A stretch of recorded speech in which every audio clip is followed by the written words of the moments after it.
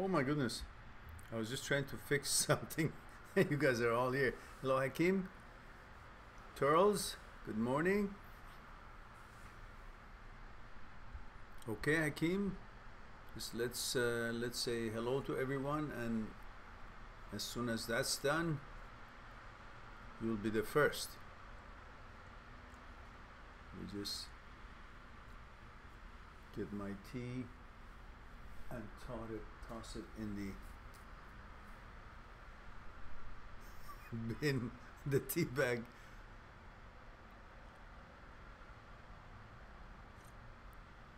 Ah, Turles. Okay, thank you. I couldn't know Turles because it's one word here, so that's why. So does that have a meaning, this name? Is it your name or is it just screen name?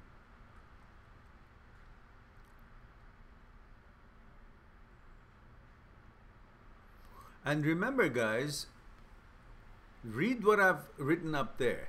What does it say? Please let me know where you're tuning in from, how old you are, and your gender. That helps me out to know how to respond more tailored towards your background, your age, and so on.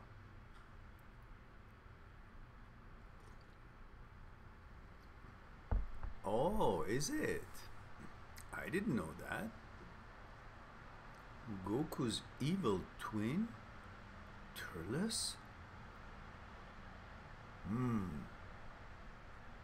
Oh, I gotta check that out.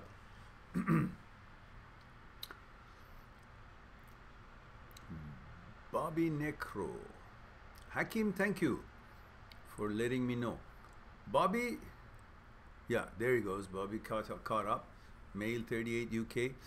And Turles, I still don't know about the age and where you are.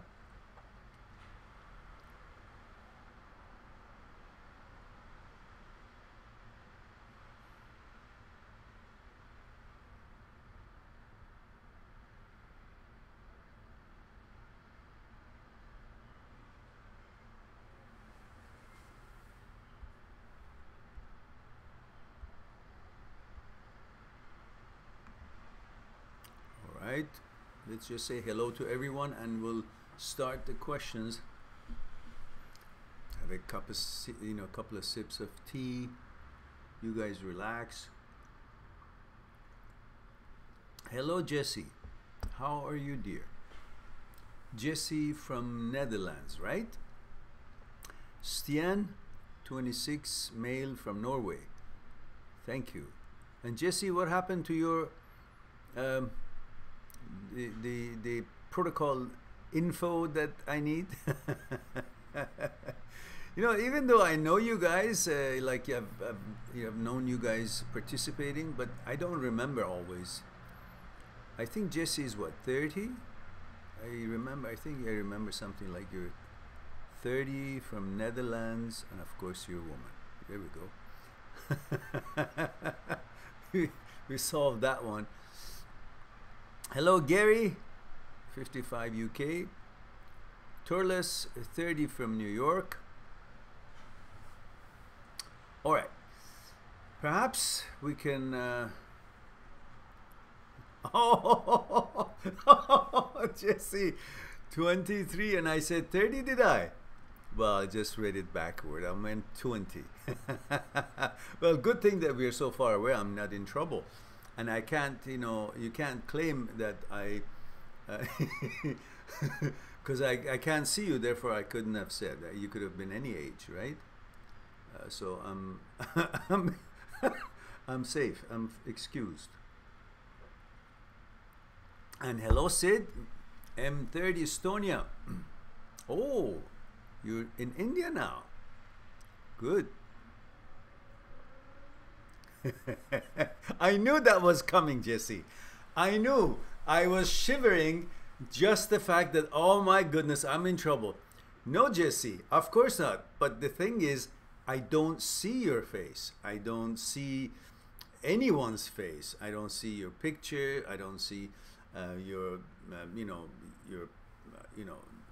anything about you to make that mistake consciously. Obviously, obviously, I just said it because I don't remember anyone's age, but I kind of have numbers in my head, remembering some things, like maybe it was the 3, and that from the 23 that I remembered. Excuse me. Forgive me before I'm more in trouble.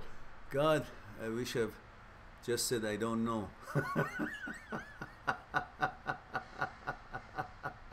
Jesse says, do I look so old, Mehran? Oh my goodness, I'm in trouble today.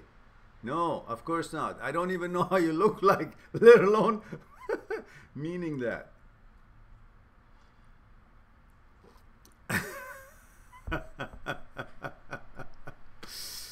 If you like it when I laugh, then help me to laugh rather than making me shiver that I'm in trouble now.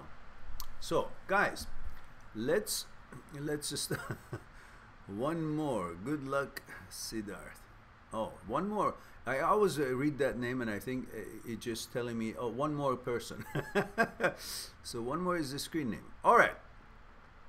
Now and remember, guys, if you guys have a follow-up question, again, let me know that Q, like M for male, F for female, the number, which is age, and the city that we're coming from. Do you see, like M23, like F23N, Netherlands, not N, but Netherlands. That helps me out to remind myself who I'm talking to. Now, this is going to get worse the older I get, so pretty soon the follow-up questions would need a complete file to come with it every time. But until then, we've got a few years, so.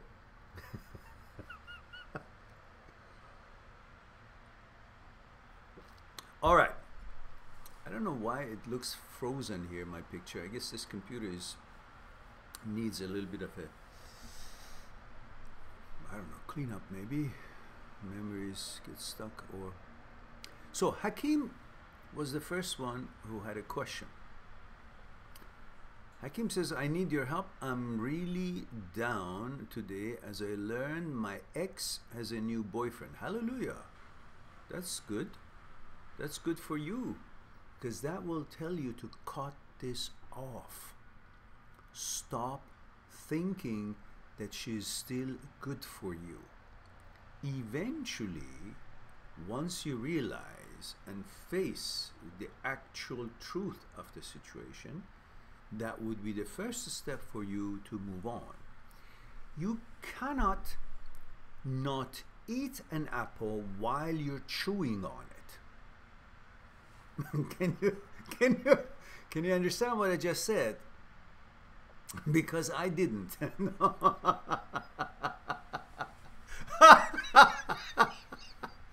Okay, no, just kidding. I meant it. You can't not eat an apple while you're chewing on it. Means you can't move on and not be bothered by the thought of your ex and not wanting your ex anymore while you keep thinking, oh, she's good, she was good, she was the best. How can you move away from something while you're going towards it? The same thing in your mentality after a breakup. You can't successfully move on to better things and explore world and opportunities out there, meet other women with clear conscience and openness to learn who they are, while you constantly have her in your mind as if she was the best. She was the best. Oh, I had such a good time with her. I miss her. I want her. How can you unwant someone when you keep thinking you want that someone? That is that expression I say, you can't not eat the apple while you're chewing on it. So the idea for you to accept what has happened, that you don't want her because she's no good for you because it has broken up. What other evidence would you be waiting for to be convinced that this relationship, this woman, is no longer the right choice for you? What is that signal? Could it be any bigger than the fact that the relationship has broken down and doesn't work, and that she is with another guy now? What other signals are you waiting for? Possibly a sitcom of the relationship come to your door every day, including you see that she's actually having sex with somebody else? What is it? What does it take for you guys to realize that you should disqualify the ex? At a certain point, you gotta do that. This is your certain point, perhaps. When you tell me that you just learned that your ex has a new boyfriend, and I said hallelujah, which means that is your cue to understand she is not qualified or deserving you. Why? Because she's with somebody else, and it doesn't matter. What she does, who she's with, does not matter. What matters is the message that comes to go into your head, which is a woman who is not with you, doesn't want to be with you, is with somebody else, is not qualified for you to pursue, to want, to find qualified. If you understand that, then you are respecting yourself. And when you respect yourself, others will do as well, and you will be on your way to wonderful opportunities that all exist out there. So, there's nothing wrong with you. As we always said, there's nothing wrong with the spaghetti. If somebody doesn't like it, that doesn't take away from spaghetti. It just means that person doesn't have the understanding and the taste buds that could help her or him appreciate spaghetti. So, it's a reflection on her, not on you. You're still the same person. Same spaghetti, same ingredients, everything the same, and still popular among many others, even if you may not know it yet. On that note, move on. Don't give a damn. Nothing has come off of you. No matter what she does not diminish you. You are you, and you go on.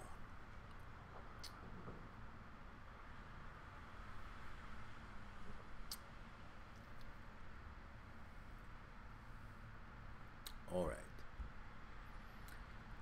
Now we go on to Bobby Necro. I wonder where you guys get these names. Bobby, I can understand. Necro, okay. I watched my ex-wife move on with her new partner as I am still recovering from the traumatic divorce. Can we talk about that for a second? What is it? Is divorce a new name for some kind of a disease that you are recovering from it? May I be helped to understand? Or is it you say that because you have been conditioned to think that whomever goes through divorce must feel devastated? Must.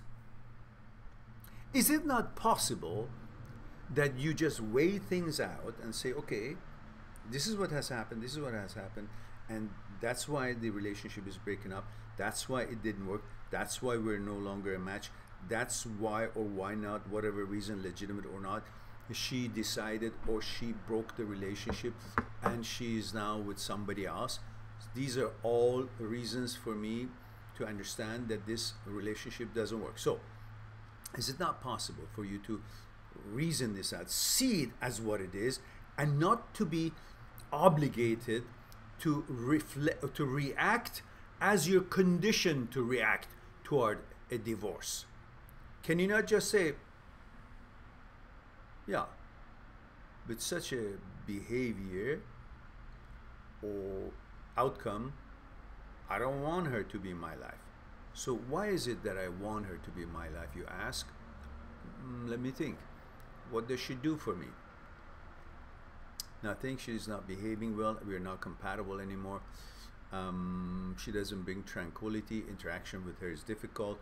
Whatever she expects, whatever she says, it bothers me. Makes me upset.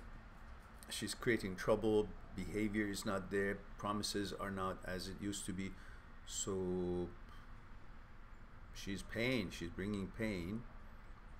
I don't think I want to be with someone who brings such emotions in me. So why would I have to comply to react to divorce as I've been conditioned ever since childhood that so-and-so went through divorce, oh, he's devastated or she's devastated, or their life is falling apart. Why should life be falling apart? I'm alive, I'm still okay, and so she's doing whatever she's doing. Life is not something that I'm dependent on it. I am making my life. It's not like I have to be in that situation before I can feel I'm all good. No, I'm all good, and I created this partnership, and now I see it's not working. I dissolve it. I don't want it. I don't have to be sad. I don't have to follow what I'm conditioned to react in such situations. I don't have to be devastated. I don't have to be sad. So why is it that you're sad? Think about it. What is it that you miss about your wife or girlfriend whom you have broken up with? Why you still miss someone with whom you've broken up or you've broken up with? Memories, sex, comfort, order, certain kind of, I don't have to do much anymore because I have that comfort. She does part of the thing. So convenience. So convenience, she does part of the things. I don't have to look for a woman that's already taken care of. Sex, okay. Order, and having been used to how things were. Pretty much these explain it. A memory. Okay, memory is dead, doesn't exist. I can't build anything on it. I can't consider it an investment. So it's useless because it's dead. It's not alive. It's not bringing me fun or anything. It's just watching an old movie recorded of something that at one time was being created. So the memory, I can do with that. Yeah, okay, we're attached to our memories because that kind of describes our story, and through that such a thing, we kind of get to know who we are, what we have done, where we come from, how far we have advanced and all that. But it's not detrimental to my life, to my advancement. Not at all. I can't even build any. It's not like math or sciences that I've just forgotten and I can't use them anymore for my work. It's not that. It is useless. Has no benefit for me, that memory. Okay. That part you can handle, then you can understand. Sex. Well, I can get sex eventually when I find somebody that I like, and I'll have sex with her. So that's also done. Things that she does around the house or around the home, or her parts, what is it? She does the shoppings or cooking, or maybe you do cooking together, or once in a while, whichever. And maybe, I don't know, put the garbage out, or if you have children, maybe take the children to school. Okay. Can I cook? Yes, I can. Simple foods I can learn, or I can buy food. Things I can do, the garbage or clean up the house, I can do it. You know, it takes maybe an hour. I can do that. Especially if I do it every other day, it keeps clean, half an hour every time. I can cook simple thing and wash the dishes right away, so it won't pile up. I can manage that. If there are kids, Well, I can organize. Sometimes I take him to school, and the other day she takes, and you know, we share that responsibility. Okay. What else is there? Oh, order. The things that we used to do together, and then I'm used to that. Well, okay, I wasn't used to that before I met her. I had a different order, and I was okay with that. So now I don't have her to create the same order or continue the same order, so I'll kind of go back the kind of order that I had before I met her, a single order. I can manage that. I did that all by myself before. So I get used to that. That takes a little bit of time. And eventually I'll find somebody else, and there'll be new order between me and the new girlfriend. And what about psychological security? Well, psychological security is always, it's an illusion. It's never attainable. So, but what we call psychological security is pretty much because of the security of I have, you know, girlfriend, and I don't have to look for it. So what? It's more exciting now to look for something new and get to know that other wonderful human being that you might meet. Okay, so if you look at it, all of these are manageable. Really, the word devastating, it should not be used in such situations. Only the fact that I'm going through some kind of challenge. That's all. You know, some words that have meanings, and their meanings are pretty severe, makes us react to the meaning of that word in the same way, severe. But we don't have to. So choose the right word. Change the word. It's not devastating. It doesn't have to be. Just that you're out of your comfort zone and things are not the way it was yesterday makes you feel like, oh, I gotta change. No, there are just few things, and you have time to change it. Just get yourself out of that equation that you have to wonder or worry about. She's moved on with her new boyfriend. It's a big deal. Who is she that her choices would make you not be as good as you thought you are always? Now that she's with somebody else, that somebody else then is what, on top of the world? No. Were you on top of the world when you were with her? Not really. Why? Because she left, which means she wasn't reliable, or it wasn't a good match for you two, or eventually became that. Either way, understand, nothing devastating has happened. You're conditioned to think divorce, breakup is devastating. It just hits your nerves because of all these elements that we talked about, having been used to, have your comfort zone, the order and mechanical process, and all these things have made you, it's kind of rattled you, which affects your nervous system. That's it. It's like you just lost someone. But the fact is, when you lose a family member, like they die, you see it and have no choice but accepting it. The reason that breakups is so much more painful in a way, because it's there and you don't accept it that it's ended, because you can see her physically there, still alive, around town doing things, and you see an opportunity for me, oh, that possibility exists that maybe I can have her back. This kind of lingering the state of acceptance is what makes it painful. But when somebody dies and you actually have no choice but accepting, it's died, it's dead, it's finished, not there anymore in physical form, then you kind of quickly start dealing with life. But when a breakup happens, you think just because physically she's there, you don't have to accept that the breakup is what it is. That's what messes you up. Help yourself. Make it clear. You don't have to wait to see other things that she's doing or your partners are doing to eventually be forced to accept it. Just do it yourself. Say, okay, she's not behaving well. She's not a match anymore. I'm not a match for her. We are not happy, or I'm not happy. She left.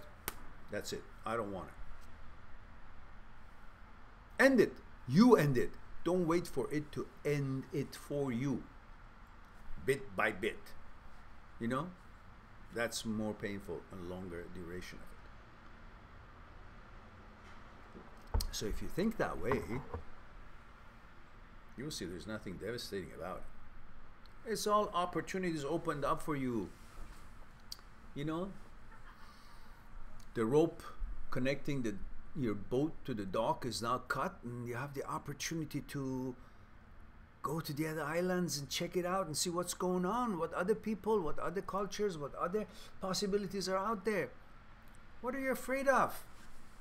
What do you think she is? She was a kid born and raised and then went through all whatever she went through, is another human being, and she has her own needs and fears and so on, and she's just another human being. Her choice about what she wants to do in life should not affect your life, because there's so many other wonderful people out there that you can go and get to know and build. Again, why is it that you think that suddenly she's an anomaly? Oh, this life depends on her. On what? What is it that is so gold for you? Memories? We said the memories worth nothing.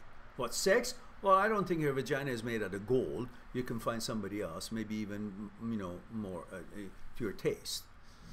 What is it then? Just the fact that you're used to it. Human being is a creature that it gets into a habit of things and has a hard time to change, and think because it's hard to change from this to that, oh, it's devastation. No, it's not. You know, people have different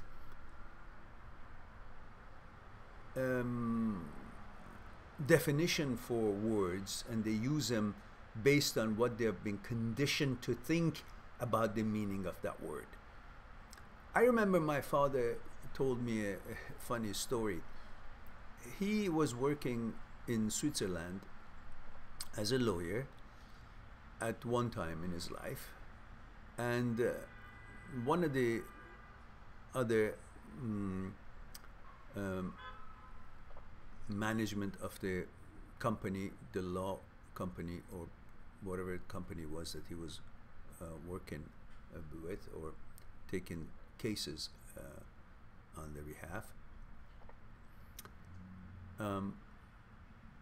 He said one day that other gentleman came to the office and said, it was a Swiss man, and he said, oh, it was a disaster today, disaster. And my father said, oh, disaster? Disaster? What happened? He said, oh, the train was 5 minutes late.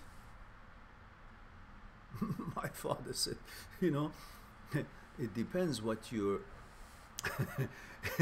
what your understanding of disaster in the world is. For some people, disaster is when an accident happens, somebody gets injured, or I don't know, a shooting in the street, or bomb somewhere, or an earthquake happens, or a tsunami comes. That's disaster. But for you use the word disaster for a train to be 5 minutes late. It's out of character for that word. But you see, because they're conditioned to think that is so out of norm, therefore they consider that 5 minute delay a disaster, then they will react to that nothing to the point that other people around the world would react to a real disaster, which that disaster would be a tsunami, an earthquake, or whatever else it could be. So it is all about how you're conditioned to see the change, how big of an effect or big of a reaction you should make. Otherwise, the word itself, if it's not used, then you would not react to the meaning of the word. So you say devastated, well, it's really not devastation. It's just what it is. Devastation is when an earthquake hits, or what happens around the world, that they're bombing their countries and people are being killed, and that's really a devastation. Their homes are, destroyed, and that's devastation.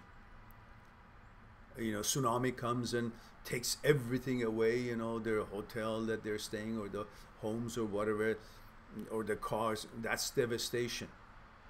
Even then, people rise and survive and fix it all up. So using the wrong word will make you to react to the meaning of the word. So don't use these words to begin with, and then go on with understanding what life is all about, and that you're still as capable as ever, and you're going through this change, and that's okay. That's part of life. So traumatic and all that. What traumatic? Somebody doesn't want to lay beside you, doesn't want to be your partner. Okay, big deal. Get going. Next. I understand it takes a bit of time, but have that focus in mind that it's not devastation. It's not traumatic. It's just a change. Everything in life changes. But you accept everything else, but when it comes to these sort of things that affects your fears, desire, and ego, and your condition in the consciousness.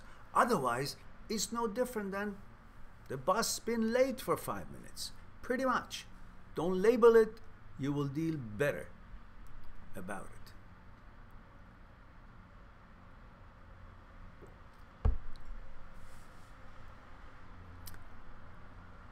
All right, let's see. Bobby.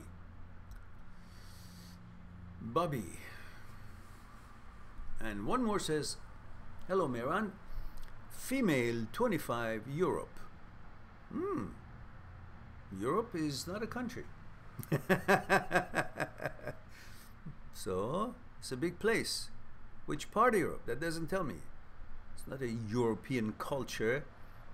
So many different cultures in Europe. Similar possibly in some ways. And one more says, once again, I am here. The night before a hard exam. Neurology. Aha. So it's probably affecting your nerves. That I'm going to fuck up because I've been so anxious about my unstable boyfriend. 25-year-old. Give me a name. What is this one more? I can't talk to you guys calling you one more. Give me a name, guys. A fictitious name, but a human being's name. 25-year-old, dear. You're just the beginning of your life. You have no business to worry about your unstable boyfriend. Who is your boyfriend? Another, what, 24-year-old, 25 or 26-year-old young man? He's still trying to find himself. So what do you expect? Mostly at that age, everybody is unstable. You should not even care. Why? Because within a short time, you wouldn't even be with him. At age 25, you're a student and you're having all kinds of hopes to accomplish and plans to accomplish, projects to accomplish, and you're going through changes that you're not even aware of. Changes in your education, changes in your age and expectations of life, changes in your character, changes in your advancement and getting a job later and all that. All those changes will show you that your expectations and standards for a partner also will change. So you won't even be with this guy in most cases, unless, I don't know what the story is, but at age 25, hardly you're ready for a long-term relationship like a marriage or something. And you're allowing this that will not be a long-term relationship, in most cases, 80%. I don't know the story, but usually, especially when you're a student going through all these things and at age 25, while it's not going to be ending up to be a long-term relationship, you're allowing it to mess up one thing that your whole future may be dependent on it. Is that an equitable trade? Think about it. Don't worry about your emotions about him being unstable. Who gives a fuck? If the guy had any responsibility, understanding that you're facing with a neurology exam, which is important to you, he would be able to handle it, make sure you're relaxed and focused to be able to be a good support for you to accomplish what you want to accomplish. If the guy doesn't get that life has time, certain sensitivity and things that has it is connected to time, and it has sensitivity because of its timeliness or whatnot, if he doesn't understand that, then it's no mature person who can handle things or help you to succeed in whatever it is that you want to accomplish. So, which means don't worry about your emotions. Focus on what is the logic, what is most pressing, what has priorities due to its importance in relation to your future. This boy is not as important to your future as your education is, because the boys can come and go. The girlfriends, the boyfriends can come and go. And you're never sure if that is something that you can hold for a long time, or it's going to change, because it's not dependent on you only, depending on the conditionings, their changes, their way of thinking, your changes, all of that. So many variables there. But the sciences and education, you can be damn sure that's going to be yours as long as your memory works. So therefore, which one is more related? Which one is more important? Which one is more detrimental? Which one has more priority, higher priority in building, making your future? That psychological security that you're hoping for, that ability to be independent and pay for yourself in your life, that ability to choose because of qualification or not, rather than need because you can't provide for yourself. So you can see the neurology thing is far more superior and interesting to focus on, because it's going to pay off a lot more than worrying about unstable boyfriend. Why would you worry about an unstable boyfriend? Because you have certain emotions about him, because those emotions come from experiences and the needs and the desire and the ego and the time you invested, the energy you invested in this whole thing, and the memory you have with the thing, which is all bullshit, worth nothing, cannot buy a piece of loaf of bread for you. But the neurology exam can. If you see it as a interpretation, as how it relates to your life and livelihood, then you understand that the boyfriend can go to garbage, especially if he's not behaving properly and not supporting to take this life seriously and be able to prepare for it, and then you can focus on what it is that's going to bring you the bread and keep you safe, independent, and capable of taking care of yourself. That's that book in front of you. Go to it and don't give a shit. And then let me know how good you did on the exam. That's what I hope to hear back from you. All right. And let's see. I can't.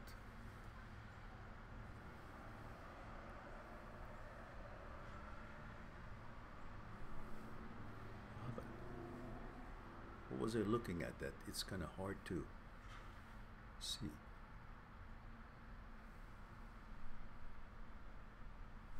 All right. Maybe I'm going blind. Stian says, 26-year-old male from Norway. Nice to watch you live on a Sunday night. Here in Norway, I'm looking forward to watch the rest of the live talk. Wish you all the best, Mehran. You're great. Thank you very much. I don't know, I just can't see well right now. I don't know what happened. It happened before to me a few years ago, that for a while it was a little bit, I can see everything out there, but it's like a little shadow on the corner of my eyes and not letting me to focus. All right, I'll try to see what's going on here.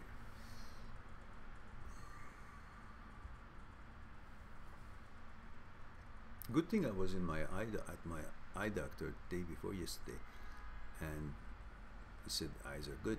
So at least maybe it's something to do with whatever.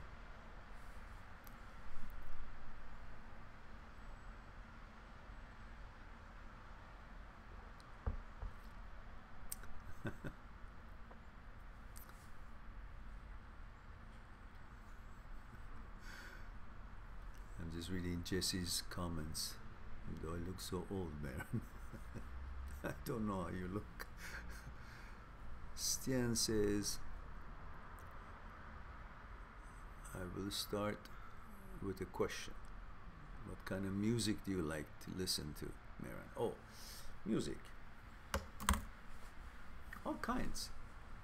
All kinds. Back in the day when I was in university, of course I liked disco because I happen to be a very good dancer. I enjoyed disco, and you know, so it was, I guess at the time it was a bonus if you would, you know, enjoy dancing. Maybe you'd be able to ask the girls to dance and they would accept, knowing that you dance well. But generally I also like jazz, depending on the mood. Classical, symphonies I like.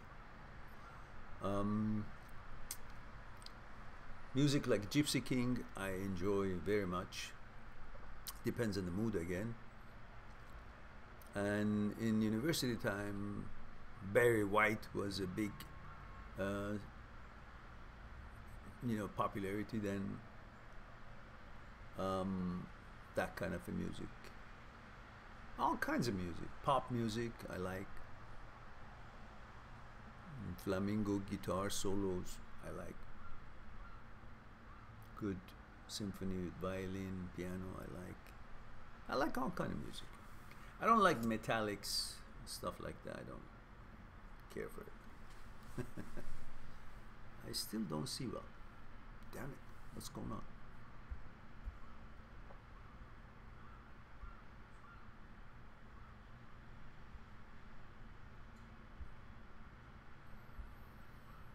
Okay.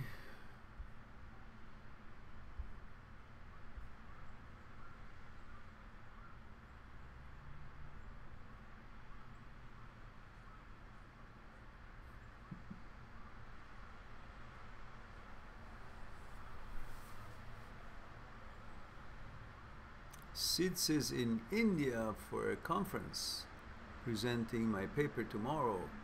Send me your blessing. Of course, you are blessed already by being intelligent and hardworking, and you will do great because you will enjoy doing it. You're there to share your paper, and that's such a wonderful, positive, and happy, relaxing event to share your findings. That's nice. I'm sure you will enjoy it. Turles says, I have a question. So this girl that I like, she likes me a lot too, but she's ignoring me. Turles, how old are you? I forget. Remember? Remind me every time. Let's see. Let me go back up. If you don't, then I gotta go back up. Then I lose where I was.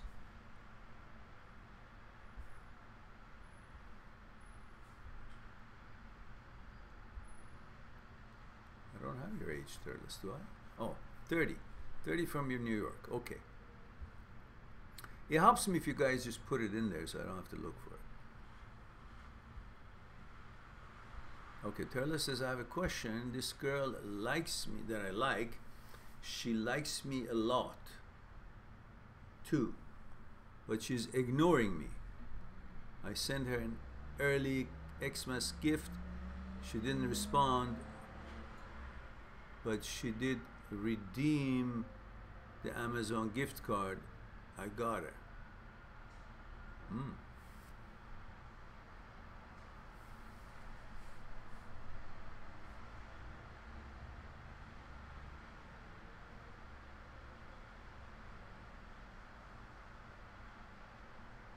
That's weird. How can I conclude this confusing situation? Nothing.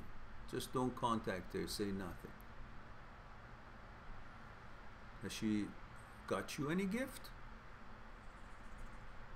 I mean, that doesn't go hand in hand with she likes me a lot too. So just wait and see. Don't judge too early, too soon. What did you want her to do? To put it on the wall? She had to use it anyhow, so she used it. Now, when she's going to tell you, obviously, maybe she's waiting for Christmas. I don't know. But don't judge her just because she hasn't turned around and called you, oh, thank you so much, you know. Don't expect that much thank you. Did you give it to her because you like her and you want her to enjoy, or did you give it to her because you can score a point and she can say thank you?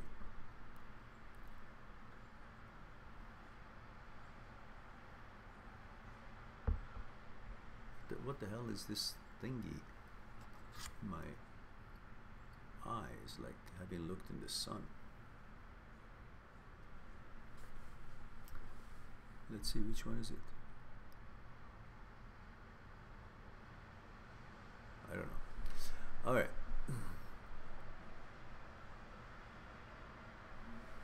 Yeah, don't conclude anything about it. Just see how it goes. Stian says, you look great today, Mehran. I enjoy listening to your laughter. Ah, thank you.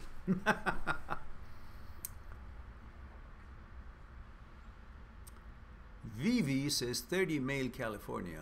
Says, hi, Mehran. Long time no see. Well, that wasn't my fault. You didn't show up. You haven't shown up for a while. Recently, I ran into my ex-wife with her boyfriend, with whom she had an affair towards the end of our marriage. She didn't even say hello. How can one be so cool? Who gives a shit? Why are you worried about other people's lack of manner? The woman who's been sleeping beside you for years was your wife, now walking past by you and ignores you. That's no reflection on you. It's a reflection of how low class she is. Maybe she always were, or maybe she is now. But whatever it is now, that's what you deal with it. This girl, you should not compare her to the woman who was your wife for so long. This is who she is, and just treat her the same. Just pass by, don't worry about it. Why would you even want her to give you any kind of a greeting? What for? What do you need from her? I don't remember if you guys had children or not. Cold, why do you want any warmth from such a person who has had an affair with somebody else and left you and whatever? Why? What does it take for you guys to not expect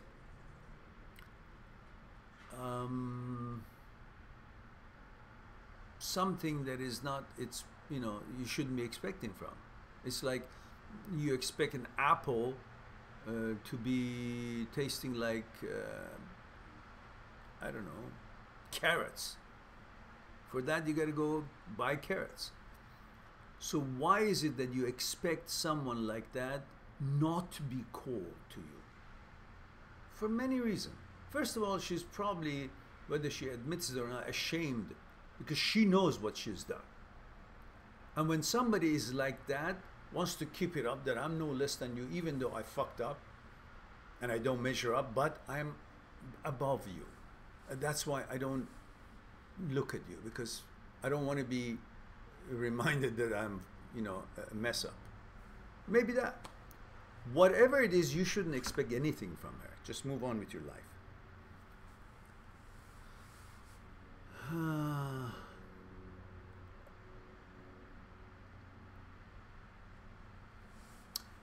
Jesse says, I want to put a review on your site of the book, Me, My Psyche and I. How do I do that? Oh, all you have to do is to send the review to my Skype or to my email, or as a comment in YouTube messaging, or as a comment at the bottom of the Talk to Me for Consultation page on my site. There is a place where you can write an email, which eventually soon that part is going to be pay per email, because I receive so many emails and I spend so much time answering. Instead of they make an appointment for the consultation, they put an email so and I answer. But this hasn't been done yet, so you can go in there and put your review there, and then or through my email, however you know you can easily contact me, and then I will use that, give it to my programmer when the site is being revamped and redone, brand new. Within the next month or so, it should be all new with new products and new things. Then we will include that in there, provided it's a real good one. So all right.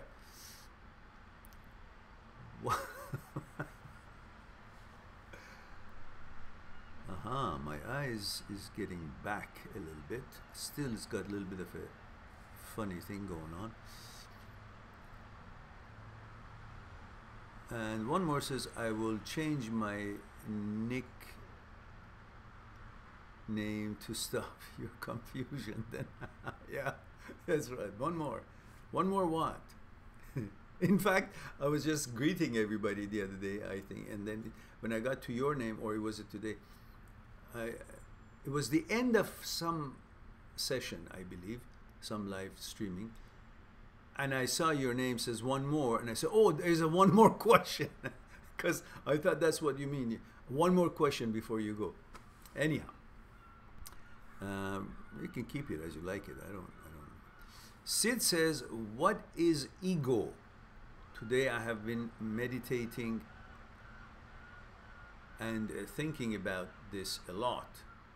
Have some amazing story to tell about it today. If you look at the book, hang on, or the videos, I believe there are videos on ego. Now let me see if we have something here.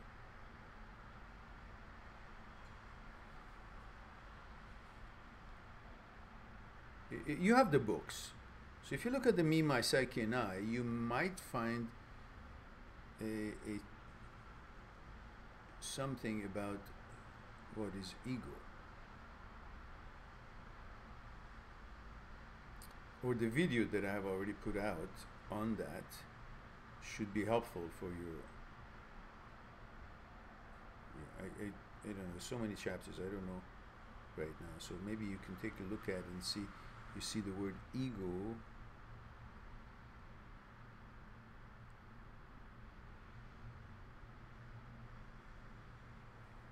Yeah, I don't think that's the best time for me to look for something with my eyes going wacko a little bit.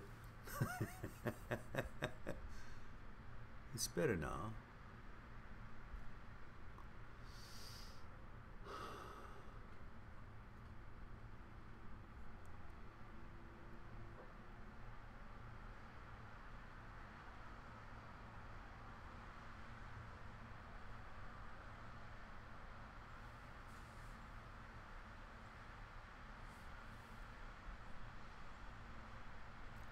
Turla says, how can I cook? Okay, we did that. And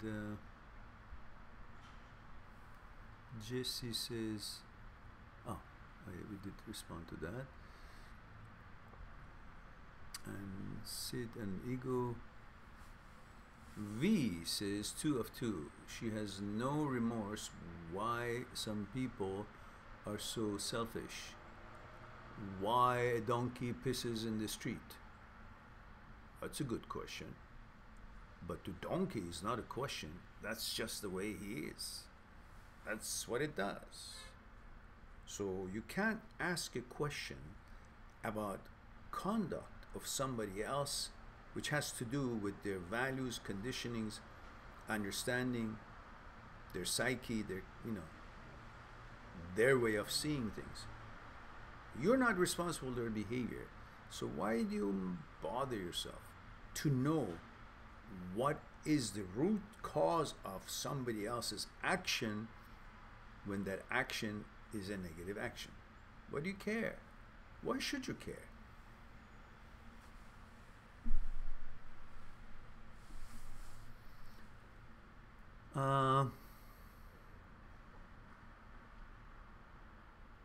Thank you, Vivi. As soon as I figure out what was this eyes of mine doing. It's okay now. I don't know what it was. I gotta clean my glasses too.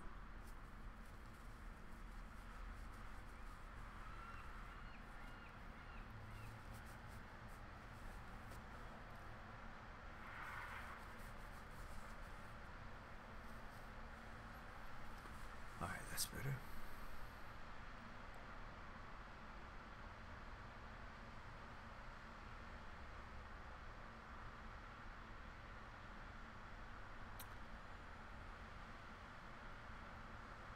Sid says, I was sitting cross-legged, and it was paining, and I thought to myself, let me be the observer and imagine as if I am seeing myself from outside. Then I thought, how is Sid feeling? Oh, he's in pain. Just this thought of me being an observer to my pain made the pain go away. Can you explain this based on the principles of mind and body coordination? Well, I think what you did, you basically took yourself out of the focus of the pain and focused on some other thing. So many pain, when you redirect your focus of your mind on something that is not too bad, and even so it will reduces it, then the focus takes away the focus from the pain.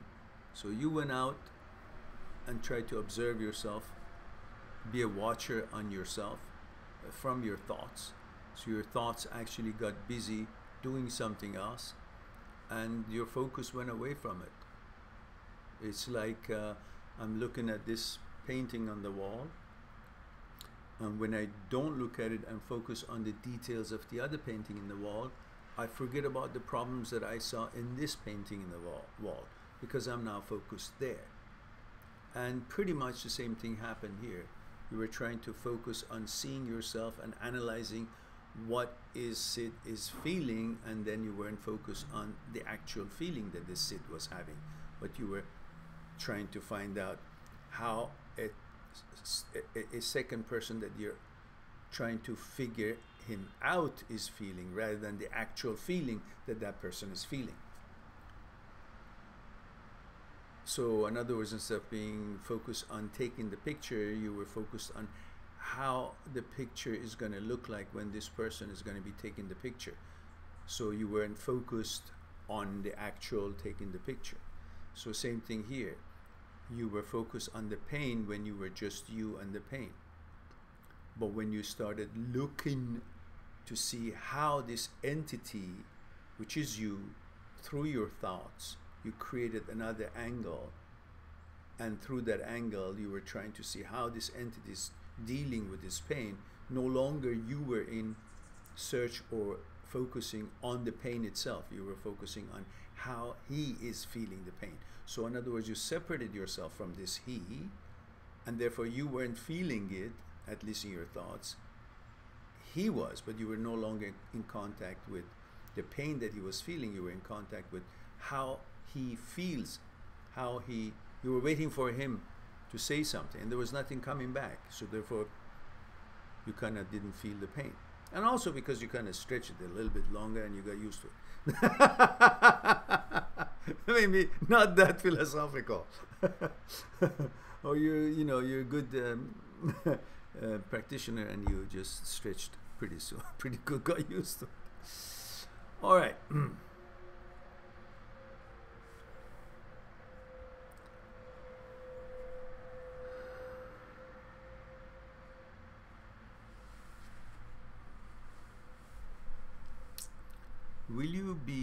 One more says, will you be having a live chat before Friday? I don't have time now because exams tomorrow, but I have to ask for your advice before Friday.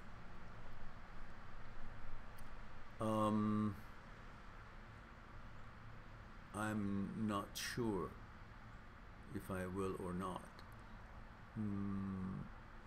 Maybe you want to go and make a short appointment with me and talk to me for consultation. Perhaps you can see if that would be suitable to you, and then I can find a slot during the week and have a conversation on Skype with you. Just go to my site and click on Talk to Me for Consultation and see if that is something that you could do.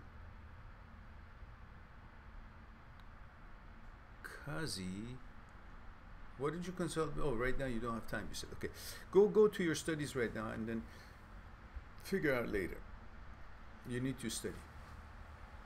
Kazi Tuta says, Mehran, why evil narcissist people want to destroy people and enjoy in that? Because they're narcissists. You just said it. The answer is in the question. And one more, remember, tomorrow at your exam, while you're preparing for it, read the questions carefully. Understand the question. And then the answer is in the question. And you will be doing great. You will do fine. Just when you get to the exam, relax and do not worry about what I shouldn't have read more, what I should have looked at this page or this chapter more. None of that. Just say, I did my best, and do your best now that you have time. Focus on that. Remember how important it is. Nothing else is important. Nothing. I don't care if the guy shows up at your door. Nothing. Just tell him, go away. Just focus on your work, and tomorrow when you sit at the exam, simply relax and say, I've done my best. I'm just going to do my best here now. I'm not going to worry about what else I should have done. That's it. Just do your best. That's all. And I'll be fine.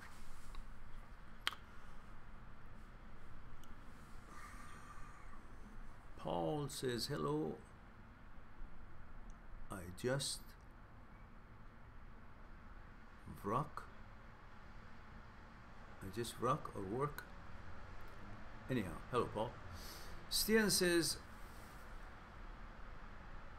remember everyone to click on, oh yes, please guys, click on like if you haven't done it yet. Just 1 second, click on like, and if you haven't subscribed, please subscribe. Very easy.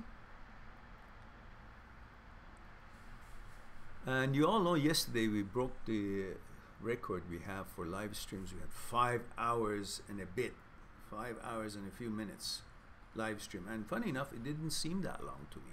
I don't know how I endured it, because I usually get antsy after 2-3 hours, just, you know. But this one, it didn't. It was like I was in the groove. I didn't care. The sitting that long didn't bother me. All right.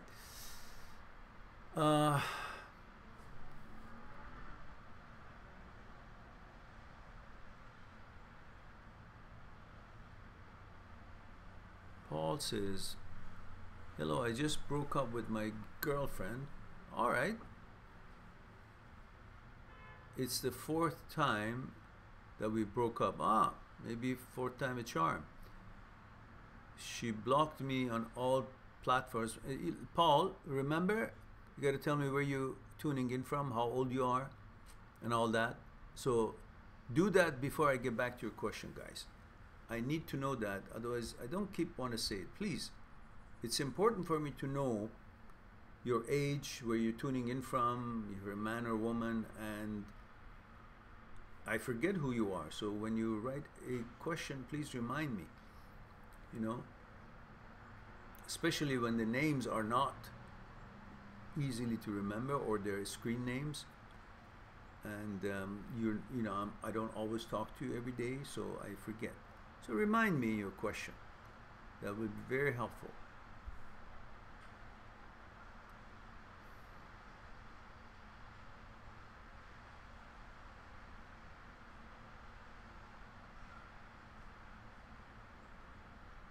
Cool. Hold your horses. Nothing has happened. Don't drive yourself nuts. Yeah, okay, okay. We'll get there. Yeah, don't be suicidal. Suicidal for what? What? Just let me handle this, guys. Let me see what Tool is saying. It says, please fucking help me. Well, why you so? Why you think it's we're not gonna help you? I'm going mad. Why? Can you ask yourself why? Just because you can't have this girl that, what is she all about? It's only pleasure, it seems like, because there's no depth in it. Why would you want to kill yourself if there's any depth to, you know, it's just desire, pleasure, ego. There's no reason for you to kill yourself, be suicidal. Why for? Is she worth more than your life? Why? Why? Because she gives you something, and that pleasure that you receive from that relationship worth more than your life. But if you were not there, there would be no pleasure, there would be no value for her. You're the one who actually make her feel valuable by your attention to. You're the boss. You're the one who actually created that value in her by your interest and your desire. Just take away your desire from her and focus on wonderful other women out there. He says, I got dumped twice by my ex.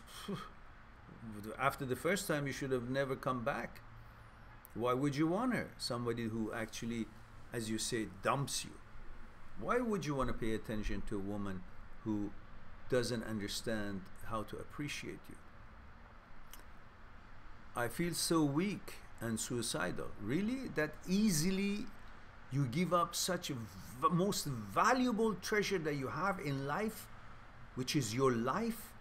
All the sacrifices that your parents have gone through to bring you to where you are, nurture you, put you to school, help you, protect you. If you got sick, help you to get well, feed you, strengthen you. All the teachers that taught you what they taught you, aunties, uncles, people in your society around you who said hello to you, all the people who gave you energy and key, all of that worth nothing, that made you who you are, gave you this life, all of that is worth nothing, and the girl not wanting you is your life? What about you? Your role in this life, your important role, the fact that you're in this world, so many other people's lives have changed to better, have been affected, whether you know it or not. You have a special place in this world, in this puzzle of life. And that place must be only filled by you. That is how important you are. And you think you're nothing because some girl doesn't like you? Who gives a shit? Who is she? So, get a hold of yourself. You're much more valuable than so easily, you know, talk about suicide of the most important treasure that you have in your life, which is your life. That is so important that you're dealing with it and addressing it so carelessly. You must love yourself. You're lovable, important. Whether you know it or not, your place in this world is necessary for all of us. Whether we all know about each other or not, doesn't matter. The fact that we are there, we change things to better for each other. Our efforts are positive effects on the society and community and the world as a whole. It ripples effect will arrive to each one of us and touches us. You must take care of yourself. You should not be talking like this. If you feel like that, you go with your family, go talk to your doctor, and be with your friends and be around the loved ones and focus on how important your life is, how wonderful, and how many sacrifices have gone through for you to be here, you know? So, he says, I know it's not the end of the world, but I can't handle it. Of course you can handle it. Are you kidding me? You think you're the first one or the only one that somebody left? And what is that somebody? What is she that she's so important? All she is to you, when she hasn't really done anything to you, she's not with you, don't have children with her, she's just a desire. And you have made that desire to be the reason for your importance. No, it's not. You are the reason for your importance. You are the one who unleashed your desire on this woman or that woman or that woman. Change it. Do not give her your desire. Do not give her your wanting her. Give it to somebody else. Focus somebody else. That's how important it is. What is she? Who is she? What has she done?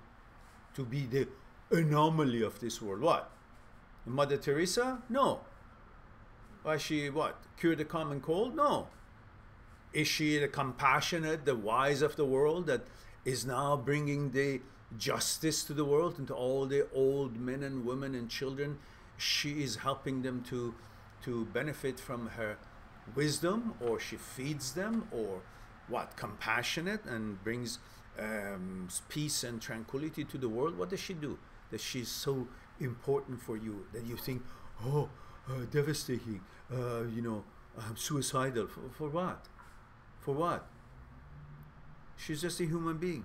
She gets hungry, she gotta eat, and she gotta go to the bathroom and shit. She's no God. So it is your desire that is your God. Don't allow your desire to be your God, to turn these other normal human beings to something that you think your worth and value is depending on if they like you or not. Who gives a shit? Let them go if they can't appreciate you.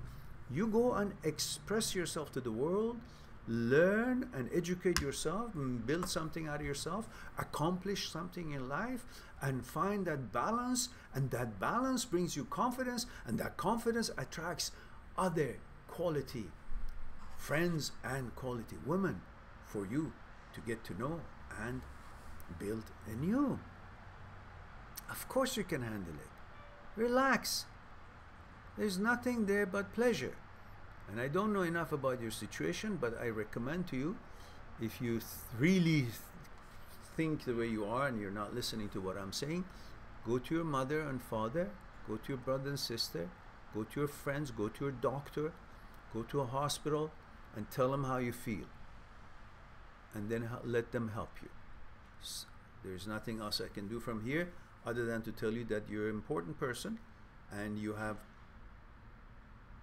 plans in life for you that is waiting for you to bring it to fruition and touch many people's lives because of your accomplishments. And that is very important for you to take good care of yourself so you can bring about that result that affects other people's lives positively in your future. And you must protect that, and don't talk like this demeaning about worth and value of your life. So go to your family and go to your doctor and discuss whatever you're feeling if you feel there's a need for it. Okay, let me go back to where we were.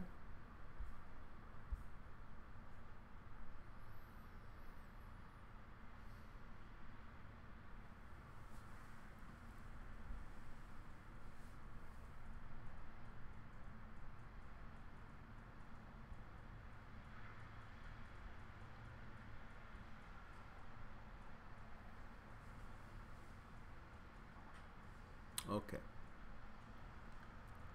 Paul says, hello, I just broke up with my girlfriend. It's the 4th time that we broke up. She blocks me on all platforms, also my phone number. I still think about her. Why? But not as intense as I used to. Why do you think about her? Think about it. You think about her. Now remember, I asked you to let me know how old you are. Have you done that?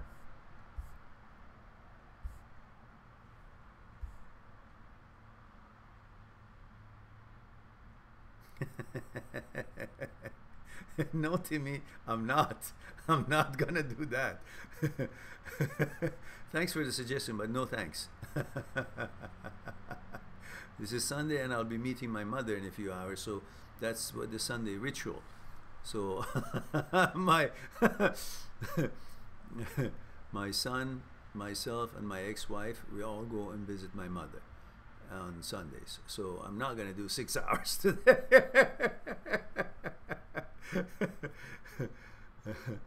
And I don't want to miss that because my son is usually busy. I don't get to see him often. So today it is going to go visit grandma. I definitely want to be on time and not to miss a minute of it.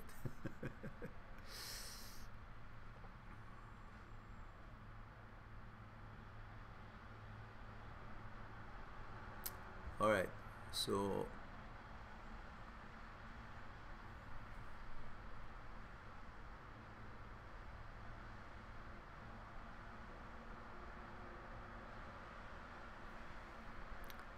Tool says, I haven't had a girlfriend for 10 years because of my anxiety and depression. And I got this girl, but she couldn't handle my problem. And I fucking hate myself for it, for being fucking weak. It's not about being weak. So many people in this world have anxiety and depression. So many. You're not the only one. Pretty soon, you know, everyone who doesn't have anxiety and depression is called abnormal, because everybody does. The kind of world that we have, everybody has some anxiety and some kind of depression from time to time or all the time. But the good news is the psychology and psychiatry is advanced in sciences so much that they can do so many wonders now with balancing the chemical imbalance in the blood, and with the little pill here and there, and the programs that they have. Everybody is living their lives and managed and balanced, and you can have a girlfriend.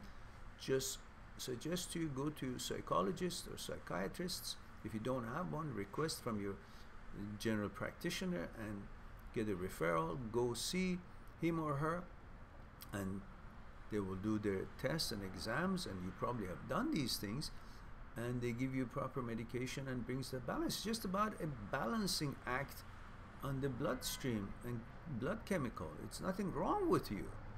So they will fix it. They will give you it's just like somebody's got some kind of a cold and they need to take some kind of a, I don't know, medication to help them to deal with it. And again, the cold can come back some of the time, then they will do the same thing and they'll deal with it. We all get cold from time to time. It's not one time. So should we have a label on that too, to say, oh, I have this disease? Well, no, that's a cold that everybody gets. And depression and anxiety is also something that everybody gets. So it's not a disease. It's a condition that you can manage with your doctors, and it can be controlled, and voila, live your life perfectly balanced. But talk with your doctors, and they will help you. They will figure out to fix the dosage, the kind of pills, and all be fine. Don't be so devastated. Not almost all people that I know that they have or had or have depression or anxiety, they have girlfriends and they go through similar normal things as anybody else goes in a relationship, and then they break up, and then they have another girlfriend eventually, or they don't have for a while, then they will have one. It's just that. It has nothing to do with you being depressed or anxiety. Just go to your doctor, talk about that, handle that properly, and then be confident that, hey, this is handled, this is managed, and then you see who qualifies to be your girlfriend. There's nothing, less of you. You're a wonderful person, probably, and you have a certain character, and there's so many women out there that they're looking for the same match. So have that confidence. Enjoy your life. Go talk to your doctor and get that handled, and don't devastate yourself and think about it like that. There's nothing wrong with you. Just go talk to your doctor and handle it medically with your psychologists, and then approach seeing who qualifies to be your girlfriend in the future. If she doesn't want to handle it, or she can't handle it, or whatever it is, well, don't have to. She can go, and you can find somebody else. You're not weak. You're dealing with something. In fact, if anything, you're very strong, much stronger than many other people that are dealing with this and able to have a normal life, especially if you let your psychologist help you. And the answer is there. They're more advanced in psychology than many other things. So have no worries. Just go to them and discuss it and get the proper care.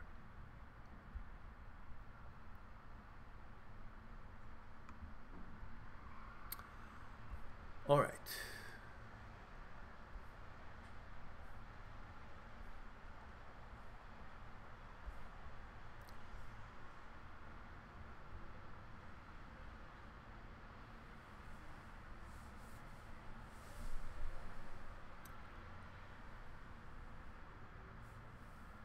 Where was I? So, Paul, you still haven't shared with me where you come from and how old you are and so on. So, obviously, you're not there anymore.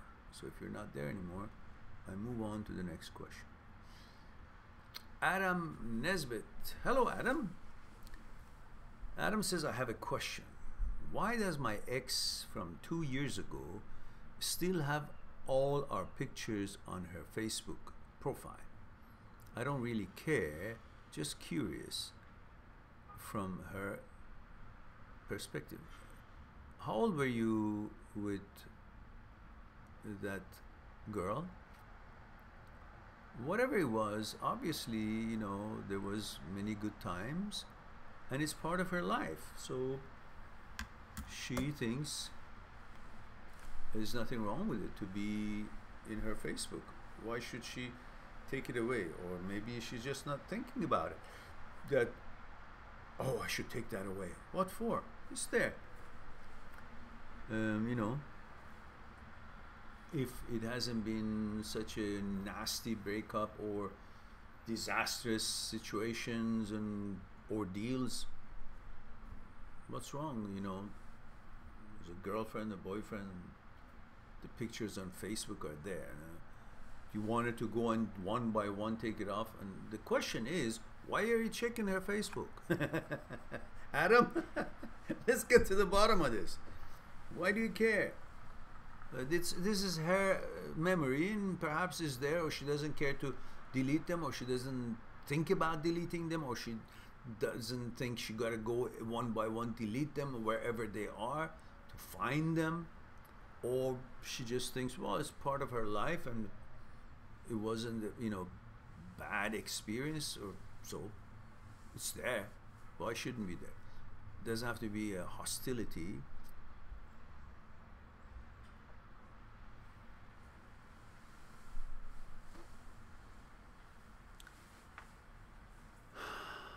And I see a question from Paul that who's not here, I guess.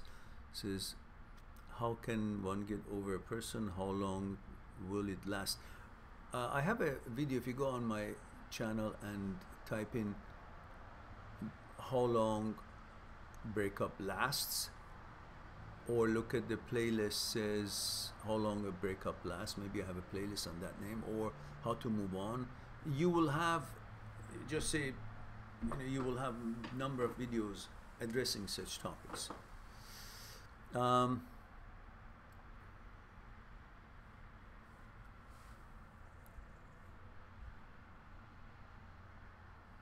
Anand, oh, Jay says, hello Mehran, 37 male, Toronto. Oh, Jay. Oh, Jay. Hello, Jay. How are you? I think this is the Jay that I know. Says, hi Mehran, I have been trying to get out more and meet different people. I also have been on several blind dates, after my last relationship. And let's see. But either I dated people that I did not feel connected, or I got rejected. It's not a rejection, it's just a mismatch. You know, remember we had this little analogy last time that we said, if this is a nut and this is a bolt, if they try to see if they fit and they don't fit, does that mean the nut rejected the bolt? Or does it mean the bolt rejected the nut? No, it just means they're not a match, because they are perfectly workable, useful, and fitting of something else. For example, if a different bolt comes, let's think this is a bolt. If the different bolt comes in and the bolt and nuts are fitting perfectly, So there was nothing wrong with this nut, and this bolt can find another nut that fits it, suits it perfectly. So you can't say that you were rejected, because who are they to reject you? It's just a mismatch. Every piece, every person is special and fitting in the proper place of it when it is designed for it to fit there. And if it's being used somewhere else, it doesn't fit, doesn't mean that person is useless. It means it doesn't match what the expertise and qualification of that person is. And same thing in relationships. When you guys go on a date and you don't hit it off, nobody's rejecting anybody. Okay, you may have liked her, but she is not equipped to appreciate your quality. That doesn't mean there's something wrong with you. It just means that there's not a match there. So you go on, say, okay. You see, going on a date is like trying these two. I mean, how would you know if these two can work together if they don't meet? So when you go meet, because this one says, I like it, and this one says, I like to try. So they go meet and it doesn't fit. So that's the only way to find out if it fits or not. So you had to go and she had to go and you guys figured out, oh, it's not a match. It doesn't mean that one is rejecting the other one. No. And your case is, you know, if she's pretty, you will always think you're attracted until you get to know them through time. So it's different for girls. The girls don't necessarily go by the looks. They need time, or maybe they had some weird thing in their mind. So don't take that personally. Obviously, you know that, you're among the good-looking young men, so there's nothing wrong with you. It just wasn't the right match of what she could appreciate. Simple. And there are many good-looking girls that you may actually meet and you may not like them. So that doesn't mean because she's among the good-looking woman and simply you just didn't like her. That doesn't mean suddenly there's something wrong with her or she's rejected. It just happens. Doesn't matter how you guys look, it just happens. You may not appreciate that girl even though she may be pretty. But it's easier for guys to like a girl who's pretty than the girls to like them back, because they don't necessarily just look at the way the men look. They've got other criteria. So keep your head high and just enjoy, keep dating. And he continues, but either I dated people that I did not feel connected or I got rejected. Okay, again, that word, don't use that word. I am, for some reason, not really interested in meeting new women. Okay, yeah, you're pissed off right now. And the more you meet when you're not ready, you will keep crawling back into the idea that the ex was good. No, you know that the ex was not qualified and you lucked out. And Jay continues, says, maybe because I feel discouraged in the dating scene, yes, and none seem to fit me or I fit them. Correct. Should I keep meeting new women? It is making me more discouraged when I keep dating and they don't work out. Well, I don't think you should purposely start meeting women, more women, because when you arrange something like that, with that arrangement, that intention, there is a hope. There is a desire, or there is a conclusion you've already made that this might be the right girl, because this might be setting you up for disappointment when she is not. And when she is not, you think disappointed, whether she looks good and she doesn't want to continue with you, or whether she looks good and you didn't like her, or whether she's just not the right match. Works or doesn't work out, it disappoints you in one way or other. So the best thing is you focus on your life. Focus on accomplishing yourself. Something you want to learn, some courses you want to take, something you're interested in, a new business venture, you want to expand on your business, you want to do things that you wanted to do. Bring those accomplishments to life on a balanced way, on a calculated way, methodical way. Be busy with your life and your plans, through which you will accomplish more. Through that accomplishment, you will feel more confident about yourself, and you will be happy. Once you're happy, then naturally you will be attracting the women that you didn't even think they exist or thought to go out with them. The opportunity presents itself, and that's when you go out on a date, when you really didn't seek it, but you were seeking life in general, and through that projects, then you meet other women, or things that happens, or the confidence attracts other women, and things that, you know, comes up that you didn't expect it, and then you see how it works, and you make a judgment on that, if that is the right person for you, right girl or not. But planning on it constantly, that means you're constantly setting yourself up for disappointment too, because what are the chances that you actually meet the one that you want out of 10 or 20 dates? If these dates are arranged, are not methodically came about or thought through, not necessarily really qualified, it's just sake of date, let's see what happens. It's like, you know, shooting in the dark. You're not really knowing exact trajectories needed, or where the target really is, but the calculations are not done for this, I don't know, rocket to the moon, so it won't hit it there. It will just, you know, throw it out, let's see where it goes. No, this is like the dates that you're going, any date, just to see. No, don't replace anything, just be busy with life, and then see what happens. As you're negotiating with life, new opportunities and activities come up, and through those, while your focus is on life and accomplishing whatever it is that you want to accomplish, you will meet people, and some of those people, in the right atmosphere, they will present the right chemistry as well, and that could be a reason for going on a date. Not just keep going on a date. Well, what? This is a lottery. All right.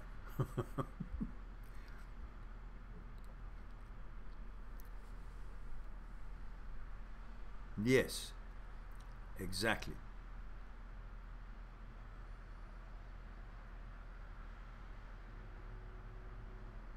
Yeah, I understand. And continues, but none are my types, and we don't connect, or they don't like me. That's fine, but I am keeping your advice to keep going, and the more I meet, not work out, I'm getting closer to meeting the right person. Correct. But don't waste your time by just going out on a date for the sake of going out on a date to possibly hit a bullseye. It's not a lottery. You gotta have some kind of a reason wanting to go out with that girl. Unless you're set up, like, you know, family or friends set you up because they kind of know a little bit about you. So maybe the ones that they choose or they know about could actually work out to give you enough groundwork or foundation to maybe see if it can go somewhere.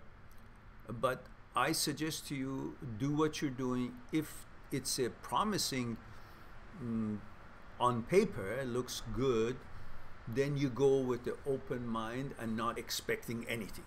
The key on a blind date is to expect nothing. To expect to be a gentleman, to have a good time, have a good conversation. Don't give a shit about getting anything else. Whether it's a second date, whether it's a kiss, a hug, a connection, nothing. It's just another human being, happen to be a female that you like. I mean, you like females, and then you go out. That's all. Because you want to gain experience from other people's life. That's your motivation to go on a date.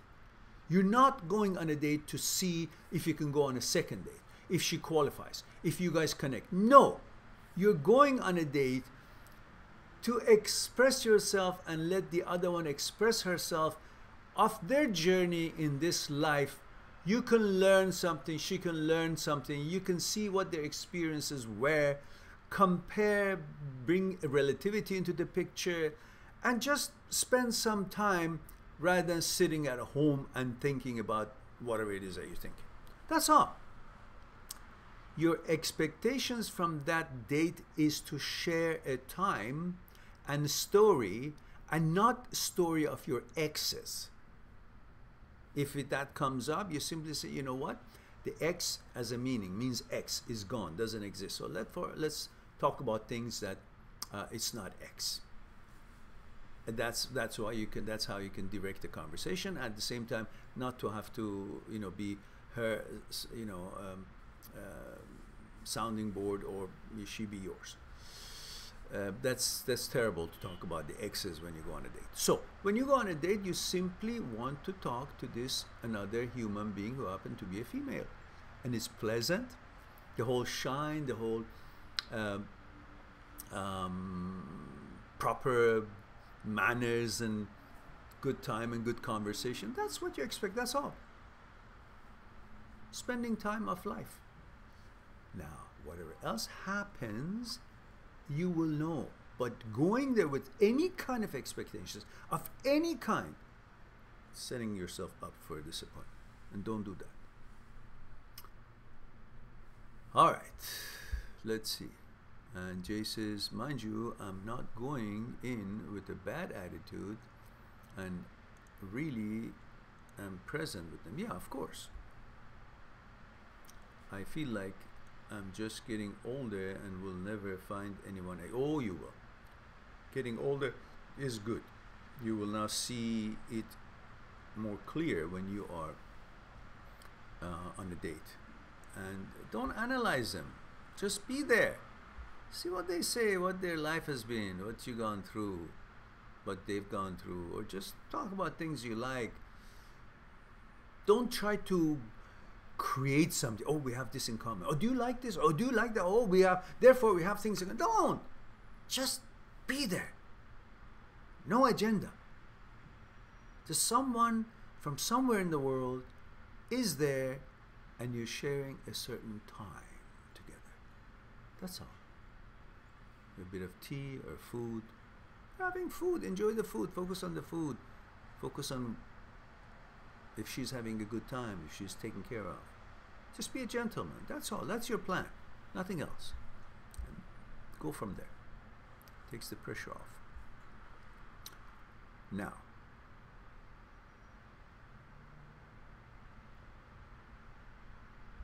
let's see.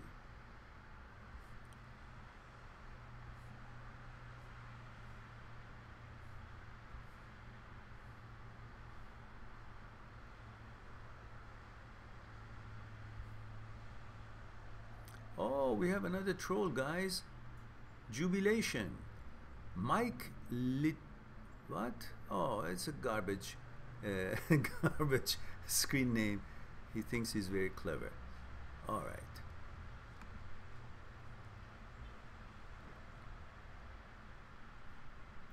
Let me take care of this person. All right.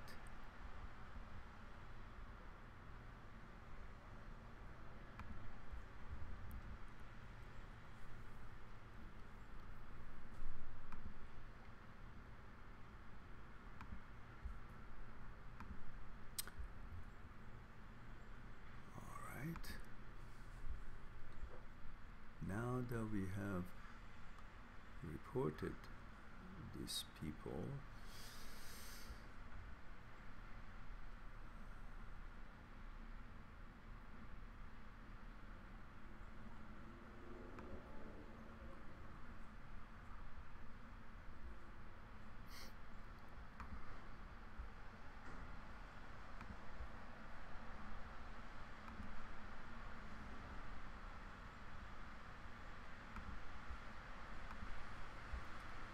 the best way to deal with these worms is not pay attention to them. Just let me remove this nonsense. All right, give him a little break. There we go. Now, ooh, we just flooded this place with it. Obviously, they don't have anything else to do. What a miserable life. It is so useless. I mean, when you are really good at something that no one has any use for it, then definitely you become useless. And that's a waste of energy. So let's go back to where we were.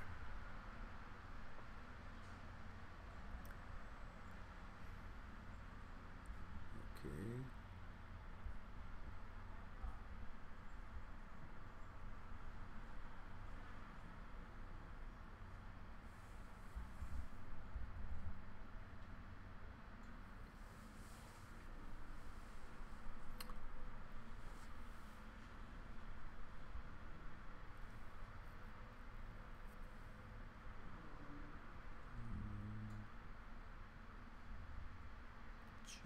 J37 mail, we answered that. Now we are to Anand Pubaru. Says, hi Mehran, I was one question, not related to relationships, but about how to let go. I was working with a client and he got all work done but defaulted the payment. Ooh. So what does that teach you? Always get part of the payment ahead of time. A deposit. I feel drained out when I focus on how shall I convince him to clear dues. So I have stopped focusing on him, but I am finding it hard to let it go. Why some people don't have morals and values? Again, why donkey pisses in the street? That's what their character is. And the excitement of getting a project or getting a client should not make you feel like you are not entitled to get paid. And if they're doing you a favor, you're an expert in something or your services are necessary and they want that service, so they should be able to be committing themselves just as you are committing.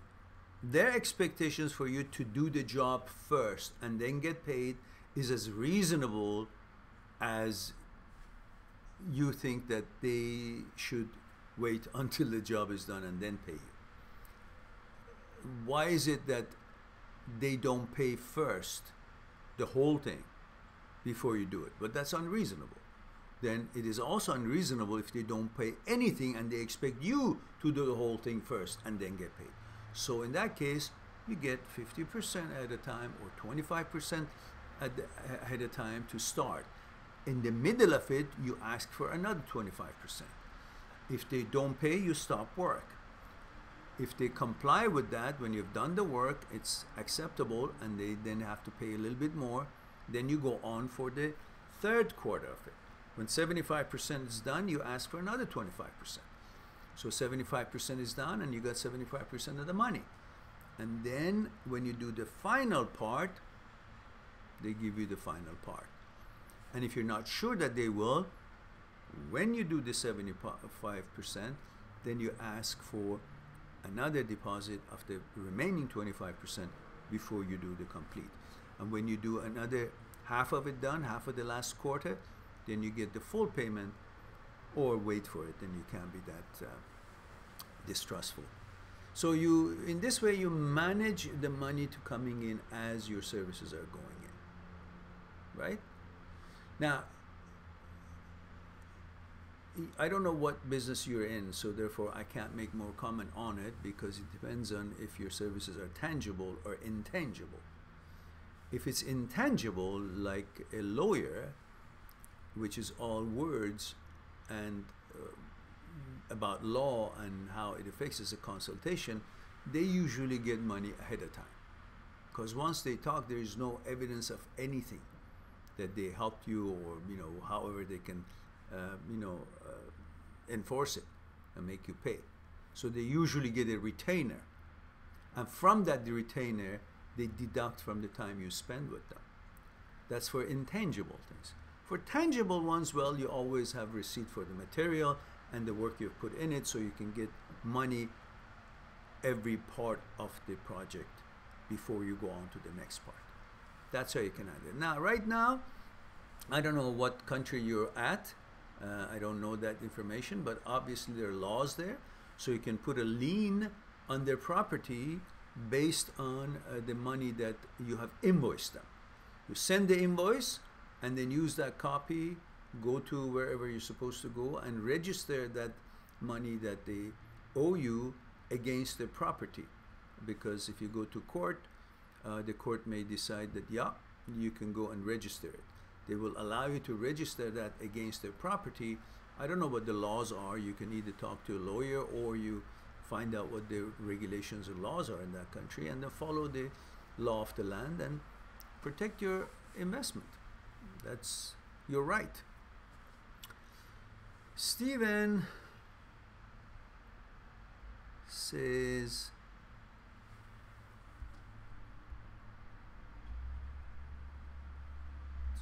just one moment. All right.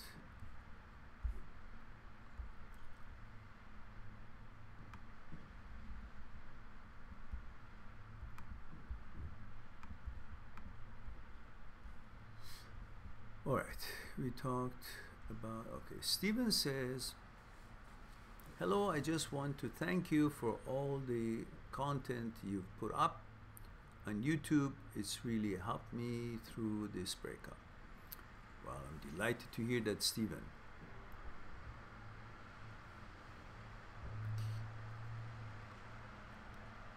Hina says, hi Mehran, I'm female 27 from India. Hello Hina. Was in a serious relationship. We were together 24/7 except for working hours. Broke up because his parents didn't support us and spoke rude to me and my parents. Now he's away from his friends and family, very lonely and depressed. I feel terrible not being able to care for him anymore. Will he become all right? I'm afraid because he's too sensitive and emotional. Well, I don't know his character and I don't know if he can handle things the way usually people handle. So I can't make a comment on that because I'm not a doctor. I can't have such views, especially when I don't know the person. But in general, hopefully he will be around his mother and father and friends and not to feel lonely. But usually if he has no, if he can see that, I don't know who broke up anyhow. I don't know if he broke up, you broke up. So these are all unknown, but I can't say much more because I don't know the whole story. But if that's a decision you and him have made to separate, or the parents caused it, then you got to make a decision what you want to do. And obviously, I know in that neck of the wood, traditions are very important. You guys can't do anything without your parents' blessings for the marriage and all that, and that becomes very a social challenge if you want to go against that. And so perhaps you deal with it in the way that is most suitable to your balance in life. And hopefully he will be able to handle it, and eventually both of you will be just fine. But I don't have enough information to be more helpful. All right.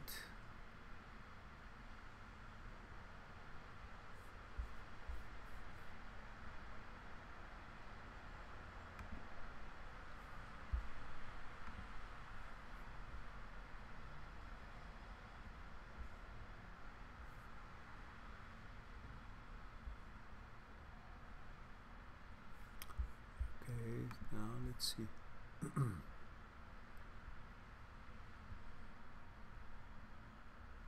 Excalibur says, Hola Mehran, hola Excalibur. Good to see you, thank you. Good to see you too.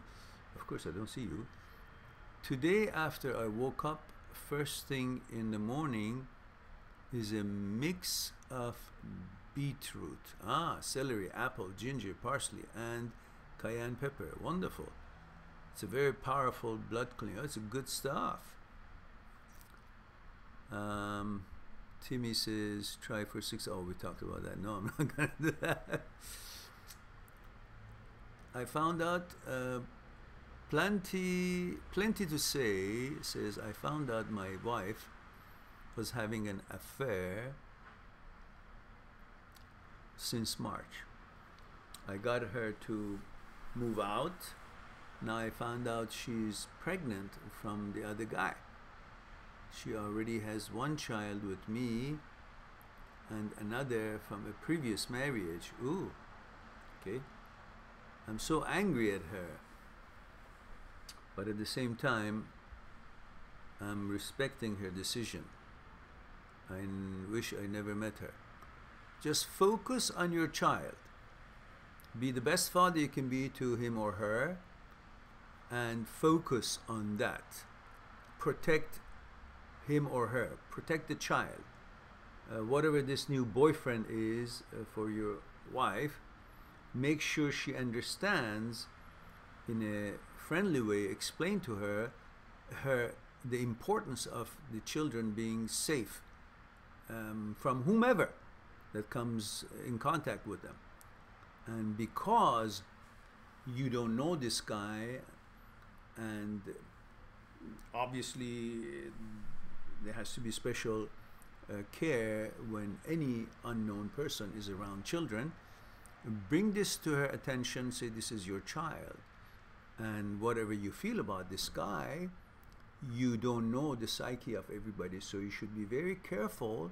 Never leave the child alone with your boyfriends, ever, because that is your motherhood. That is what you want to do, to protect your children. If you needed some help, make sure that you bring the child to me and to do whatever it is that you have planned, so the child would not have to stay alone with this guy, at least until children are old enough that they can protect themselves. So this is the only focus you should have, and to be the best father you can be, and be involved in the life of your child, and take him or her from school, do homework with them, and share the responsibility, and make sure that the child knows the father is around, and make sure that she knows that you are like a hawk, making sure the child is in safe and protected environment, and that your intentions to protect the child and you're focusing on the well-being of the child will be known to that boyfriend. I'm sure she would discuss that, bring that up eventually. So that's your focus should be. Who she sleeps with or does not doesn't concern you. Don't worry about it. Don't give a damn. Move on with your life. And don't be angry at all.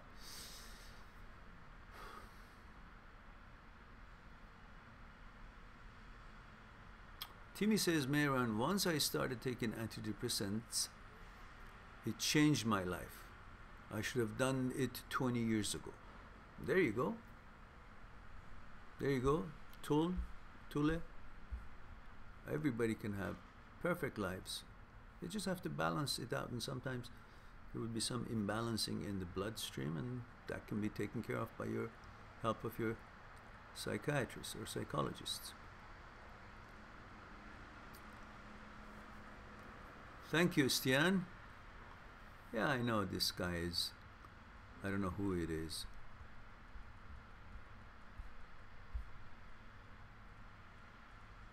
I had some experience just a few days ago, before all these trolling starts. Somebody made some inappropriate comment on one of the videos using profanities when I don't know. So I tried to explain, but he was a rude person. So I blocked him. I don't know if that is that person turned out to be troll or it just happens to be coincidental. So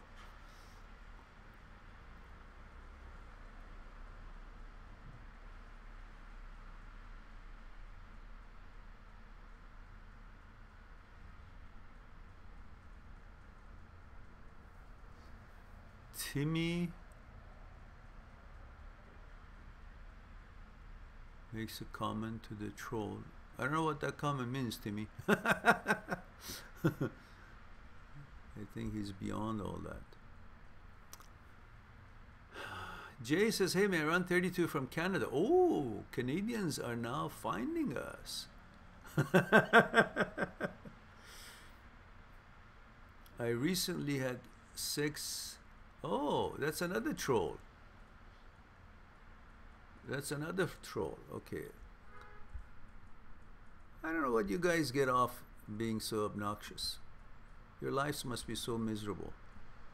I feel sorry for you guys. Nothing productive, nothing positive. It's trying to annoy people. Well, we don't get annoyed. We just block you, and that's the end of that.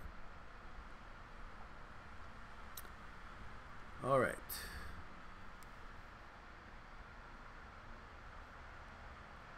That's probably the same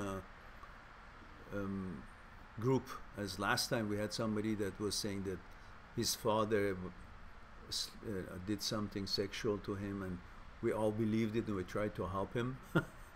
And now this one says that he slept with his sister and he feels bad. So these people seem to be having too much time on their hands, to be idle, unproductive, and useless. One more says, I can't resist. I'll throw the question here and watch it tomorrow. Okay. When I finish. I'm really hoping for a consult soon, but I'm a student that's a little tight on money before Christmas. Well, there was another 12 months before the Christmas. You didn't act on it then either. So don't give me the excuse that, oh, before Christmas is tight on money. No, you had 12 months and it wasn't before Christmas. You still didn't come forward. So, but anyhow, you know that I have up to 1 hour, I double the appointment. So in other words, you know, if you don't have much funds, and if you think 1 hour is enough for you, then you book for half an hour and I'll double it to 1 hour. Or if you think you need 2 hours, well, book for 1 hour and I automatically double it to 2 hours. Up to 1 hour, this is what I do for people who would need more time or have some kind of a financial budget so that could help out. So, no excuses now. Let's see. One more says, part 1. Oh, it's a book. Basically, in the heat of the uncontrolled frustration, I disrespected my boyfriend in front of his colleagues. Now, before I go further, one more, remind me, please, if you will, so I don't have to look for it. There's so many writings here. Again, how old you are, where you're tuning in from, so I know a little bit of background and your age, and I know you're a female. Can you help me out on that before I read your question? Let me look and see if I can find that information. Ooh, look at this person with so many comments of nonsense, the troll that I reported. Oh, waste of life.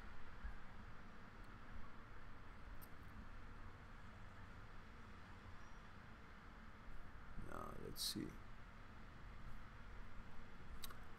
I don't have info on one more, or do I?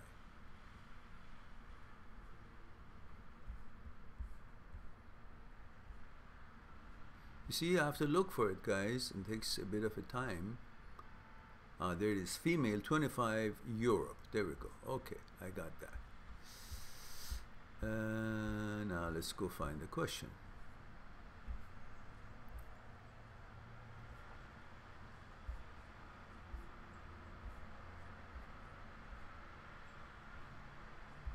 All right.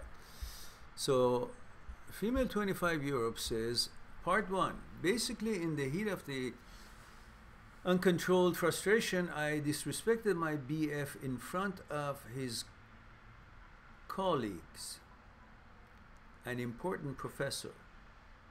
That was August. He has always told me he has ego problems. Part two. He tells me he can't get over it even though he loves me very much. The hurt of his ego is making him uncomfortable in the relationship while still trying to find a solution. All right. And part three.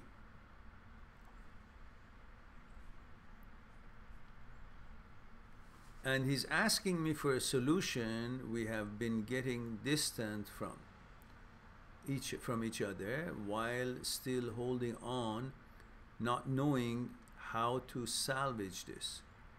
We are planning to get married before that. Also, thank God for the block button. Yeah. Yeah. Well, the solution is very easy. He has to come to terms to understand the role of ego in his life. He thinks ego is him, or ego is determining his worth and value, and that ego is in conflict with the image that he has of himself in his own mind. And he thinks what ego thinks is the right image, but the image that he has of himself in his own mind is not legitimate. He must understand that ego is not an organ to have any legitimacy. Ego is a lie. Ego is a program. Ego is a conditioning that we all have received through childhood, through all these business of being compared from, by the teacher, compared to this boy or that girl or this guy or that woman, with their abilities or their performance in the college or their performance in the school, or the mother or father comparing you when you were a child, or comparing him with the auntie's son or uncle's son and how wonderful he is or how good a good kid is. So he's always, we all have had these expression or in interest of being more, being better. I have to be on top of it. I have to be better than that person to worth something. It doesn't matter how good I am at something. I have to be better than somebody in order for how good I am to be acknowledged. These are what ego has helped make ego bigger. Some ego is okay and good if it's used in the right place for the right cause. But it interferes with every aspect of our life, especially when it has to do with measuring up to certain expectations of that professor or those people according to the image that he has been having of himself in his own mind, which he wants the others, the professor and the friends, to see him according to the image that he wants them to see him as. While you are unaware of what image he wants other people to see him as. You have a different image of him in your mind, and you have a different relationship with him. Therefore, you simply didn't think it's that important, because you already know how credible or wonderful or whatever his criteria or characteristics and qualifications are, and therefore you did not think that other people do not know about his character, or that it would diminish anything because you didn't think that he would have a different image of himself, want to be in the mind of the professor or the mind of other colleagues. So tell him, listen, yeah, I shouldn't have done that. I should have been more diplomatic. But in reality, it hasn't reduced anything from you. The only thing is that the way you're thinking about the effect of what I might have said could have on the image that you had created in the mind of your professor and other colleagues about you. And that's the image that you wanted to protect. So in fact, what you're doing, nothing has happened to you. You're still the same person in everybody's eyes. And it hasn't changed in the eyes of the professor or the other colleagues. What has changed is your perception of what your image is in the mind of the professor and the colleagues. And that's bothering you because you think your image that you were extending outwardly, expressing outwardly, offering to the world, in the light of that image, through that image to perceive you, you think that has been tarnished, which it hasn't, because it's an image. Just like when you go to a store and you have an image of a buyer, and then you go to another store and or your office, then you have an image of a seller or image of a clerk or image of a scientist or image of a researcher or image of a manager or whatever image it is that you have. And when you sit in the bus, you have an image of a bus, bus driver, a passenger. And if you're driving the bus, you have an image of a bus driver. You're in the classroom, you have an image of a student. And if you're teaching a class, you have an image of a teacher. And you see your mother and father, you have an image of a son. And if you see, he sees you, he has an image of a boyfriend.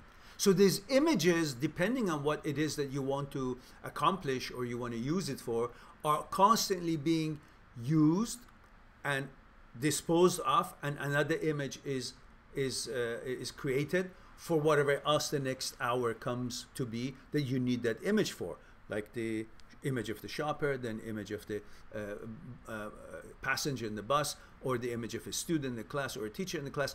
These images, according to what you're doing during the day, you're changing them. You're getting rid of one and taking another one. And then again, maybe 3 hours later, you're again in the shop, then you have that same image of a shopper again.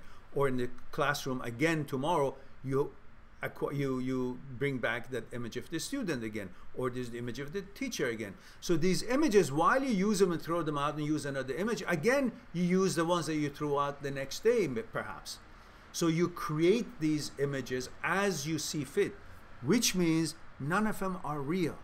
And none of them, because they are not real, they cannot damage you in any shape or form, only in your thoughts. So if you change your thoughts, just as you change the image by your thoughts, you also can change this understanding of, oh, something has hurt you, my comment has hurt you, and it's only your thoughts, not a reality of anything has been hurt or changed in you at all. And for the same token, you can simply pick another image and create another image of you in front of your colleagues or professor by however it is that you create images, your actions, your interactions, or your words, or your encounters. So these images, by nature, they die as soon as your use for them is ended. So the image that my comment could have created in the eyes of your professor or colleagues, also, whether you want it or not, once that conversation finished and they all left, it's just evaporated, deleted, disappeared. It's not going to represent you for entirety of the way they know of you.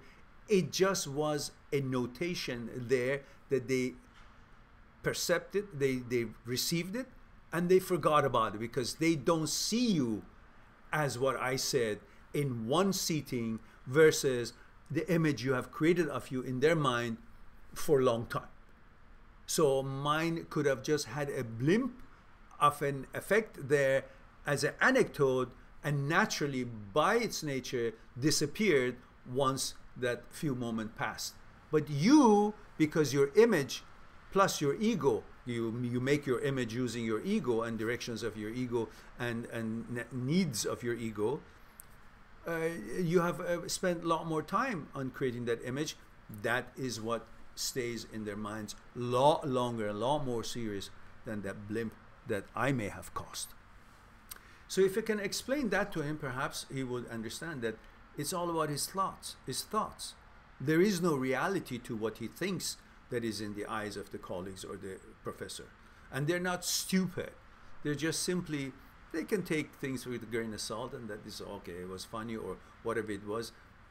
But it has no real value in what relates to his work or his character, relating to what it is that they are engaged in with the colleagues or with the professor. It's an image Nothing has been hurt in him. He's still as whoever he was in every way, and the image that he's created is a non-existent thing, is a fictitious, illusory thing for his own comfort. Every one of us do that, but he can realize that it was all that and nothing else. So don't think much about it anymore. It's only a thought, and thoughts are not actuality. Thoughts are simply thoughts, and thoughts, in most cases, are stupid, nonsense. But they have an effect on you. So it's better you just understand thoughts are not actuality, should not have the capacity to affect you the way you're being affected. It's just thoughts. Change your thoughts, you change your mood, and change your perception, and change your feeling about this whole thing. Just change your thoughts. That's where the key is. I hope that is something helpful to you and to him. All right.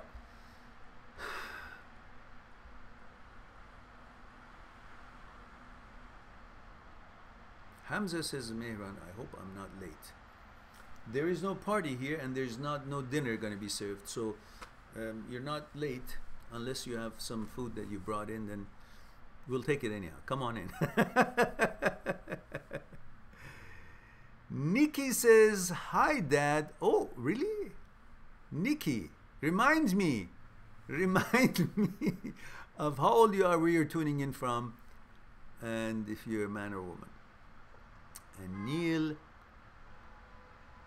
oh, again, that's another troll.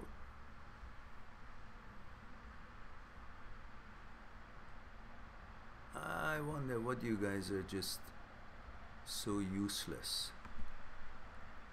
Bunch of losers. Obviously, bunch of losers who have nothing better to do, just coming on.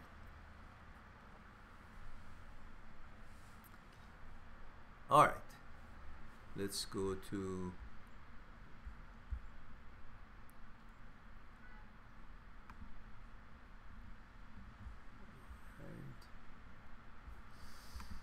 just one moment, guys. One moment, just one moment, guys. I have to do this.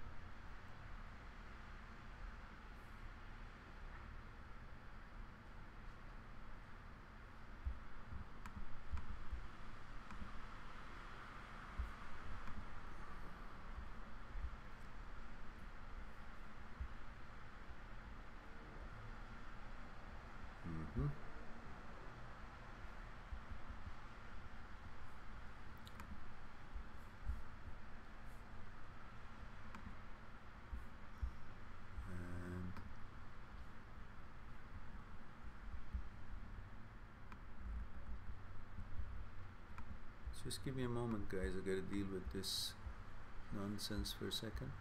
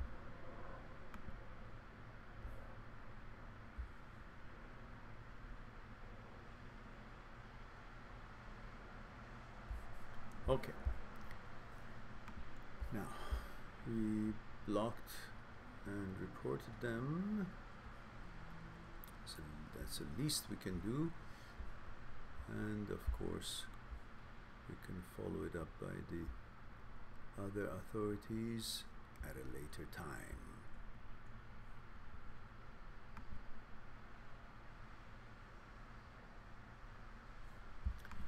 So now let's see where we are. We do the part 2, part 3. Hamza, Nikki. Let's see if Nikki responded to what I said. No.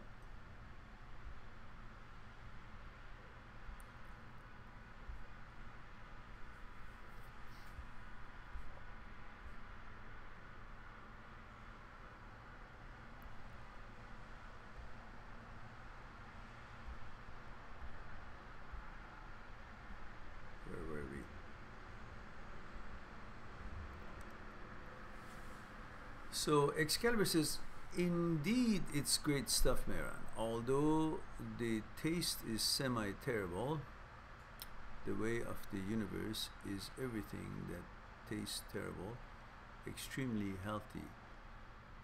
I'm lost. I don't know where we started this. I don't know what I said that I can't follow it here, but anyhow, thanks for the comment. Majid says, Salam Mehran. Salam Majid. YouTube bring naughty, no notification. Oh yeah, no notification, yeah. Excalibur says, Lol Mehran, the block button was getting dusty and rusty for 251 live talks, but now it's getting put to use. Oh yeah, I've learned how to block. I first put them on notice, on timeout, and then I find their channel and block them. But these idiots keep coming up with new names. But you know, I have regular meetings once in a while with YouTube, so these are all going to be on my list to simply give it to them on top of the report that gives to them. They'll eventually disconnect all of these idiots that they simply seem to be thinking they're doing something. How miserable that life is, that this is the highlight of their life. Unbelievable. All right, so El Hajj says, hello sir, I'm 24 from Minnesota. It's okay to date a girl knowing that you're not going to marry her in the future? Of course. What? If you're supposed to marry any girl that you date, and nobody goes anywhere because maybe nobody wants to get married, or you're supposed to have more wives than one. How could that be? Of course it is. And you don't have to go on a date and say, listen, I'm not here to marry you. You don't have to do that either. Just enjoy, be gentleman, be cordial, see if you guys like each other, and see where it goes. You may be together for a while and then break up, or you may never like each other, or maybe you just be friends, or maybe more, who knows. But don't have to have any idea. You're just there to see if you guys are compatible to build a friendship. All right.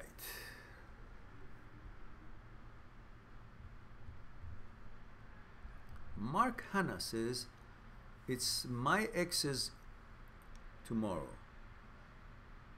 Guys, what do I have to do to get that protocol observed every question that you send? All it takes is 3 small abbreviations. M for male, F for female. Age, which is usually 2 numbers, and then where you're tuning in from, which is the name of a city or a country. That's it. So please include that, rather than, it's not necessary for me keep looking for it or keep mentioning it. So Mark Hanna says, it's my ex's birthday tomorrow. Should I say happy birthday? She broke up with me and a few months later had a new boyfriend. Not sure if they is still together. Don't give a damn. What? Happy birthday. Okay, happy birthday. You're broken up. Are you still their family friend or what? Is she your, I don't know, what relationships do we have? Nothing. Your relationship was whatever it was, and it's no longer is. It's broken up. Whatever it was is broken up. So when it's broken up, that means you don't know each other. There is no reason for you to call her happy birthday. What for? You know you're calling you because you want something. You want to get back with her. Why? Go on. So many other girls out there. Don't suck up to anything that already had a chance and is not working. No need. Unless you guys see each other and establish some kind of a communication again, cordial or balance, then maybe you will find it called for to call and say happy birthday. Otherwise, it's unnecessary gesture. You know what you're calling. You don't care about her birthday. You just want to contact her. You excuse to contact her, and that's no way of breaking up. Steve says, good evening, Mehran. Good evening, Steve. Hope you are well and healthy. Thank you very much, dear. I appreciate it. Lottie Martin. Oh, let's continue with Mark Hanna. Finish that. Oh, it's just same message 3 times. Lottie says, female 40 UK. Thank you, Lottie. I appreciate that.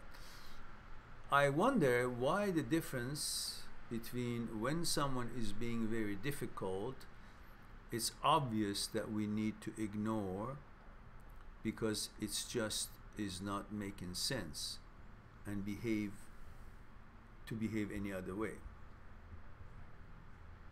But other times someone is friends up to a point, and I would almost always want to include them in gathering, but they are not close friends because they keep saying little mean things together with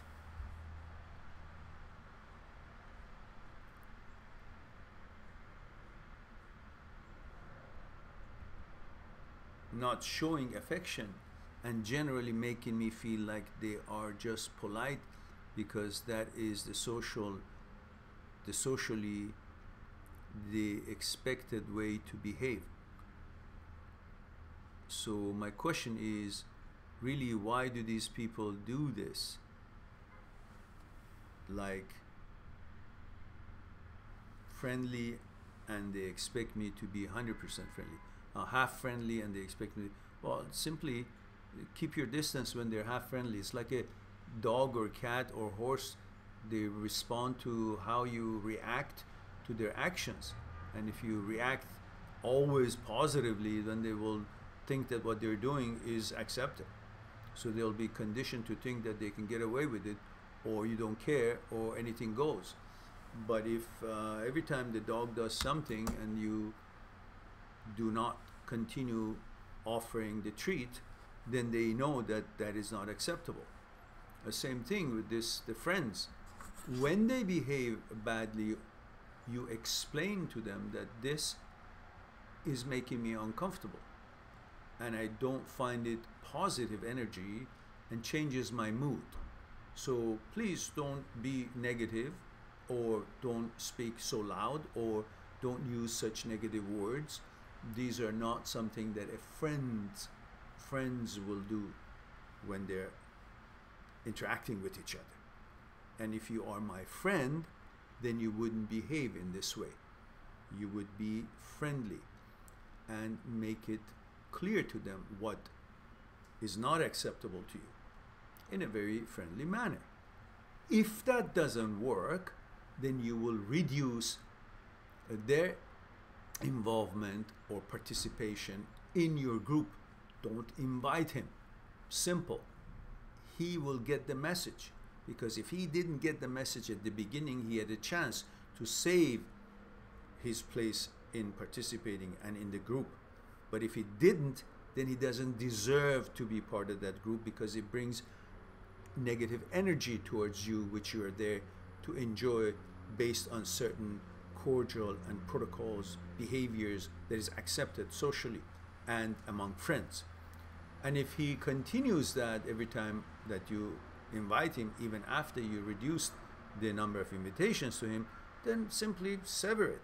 That's the end of that. Or be very formal with him and don't pay attention to his interaction and contribution to whatever situation may be in that group.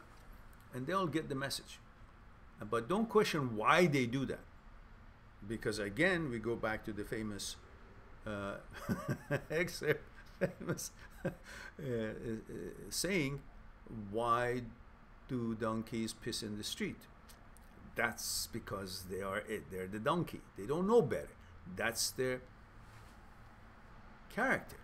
So it's not important for us to know why the donkey does that, but it's important for us to know that the donkey does that. So don't bring him into the street. Leave him in the stable. Same thing with these guys.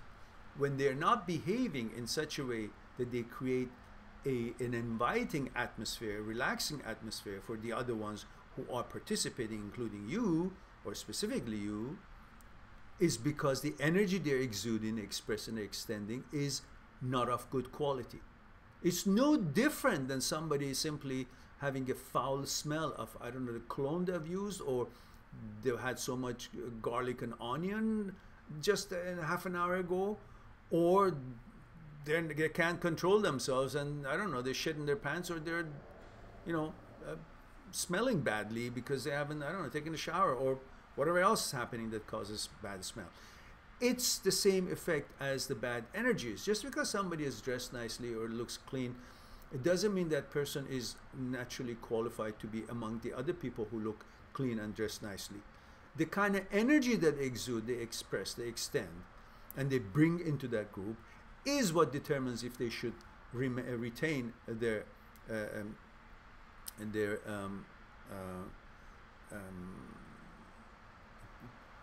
ticket to stay in the group or not. Otherwise, what are they doing there for? If they make you feel bad, their energy is not good, they shouldn't be there. Simple, really. All right, going back to, oh, we got the troll back. Let me, without, he thinks that we read these things, so we're just gonna put the idiot out of his miseries. And give me one moment, please. I report this in that special way that we have been told to do. And there we go.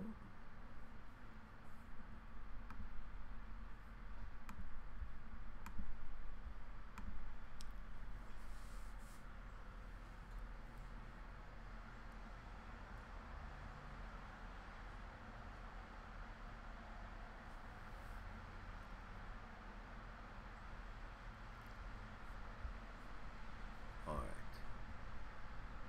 So we are now back on track. All right, so we now go to, where were we?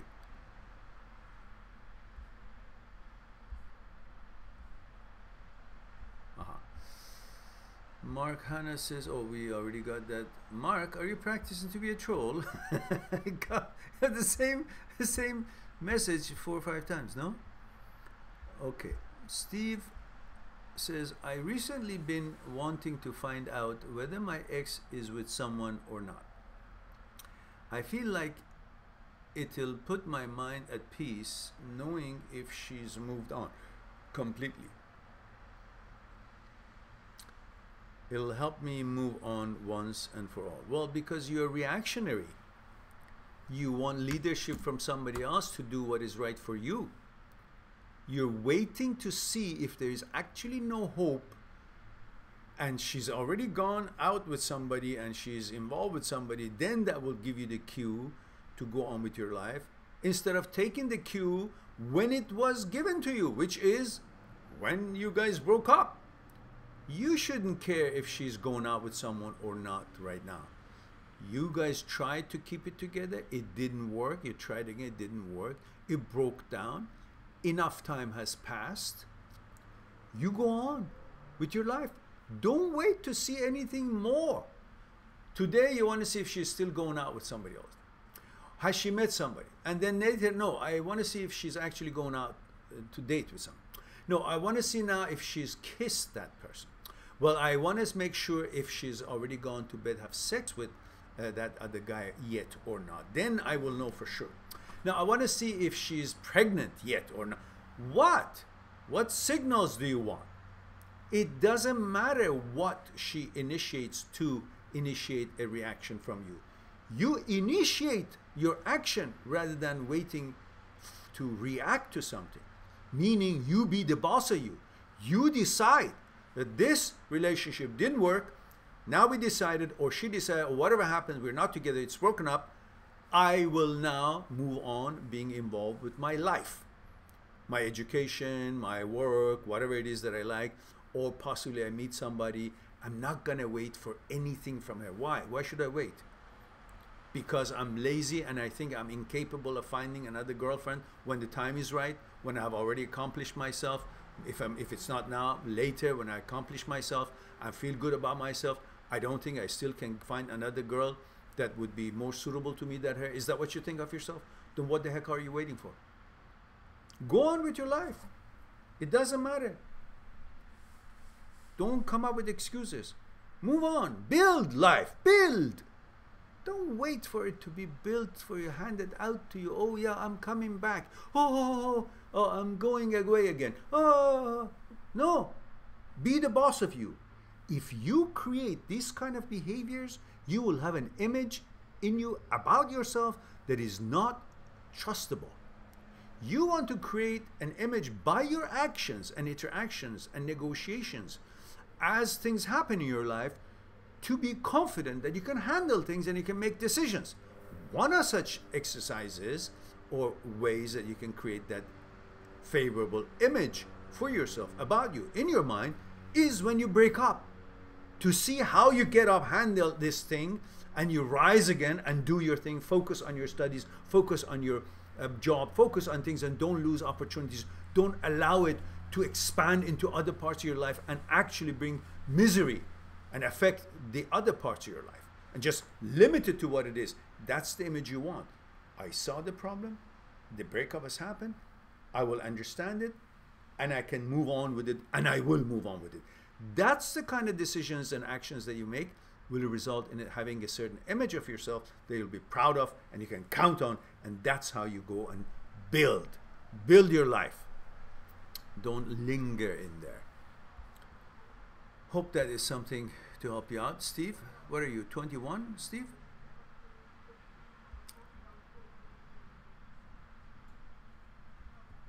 You don't need help to move on. You need to simply move on.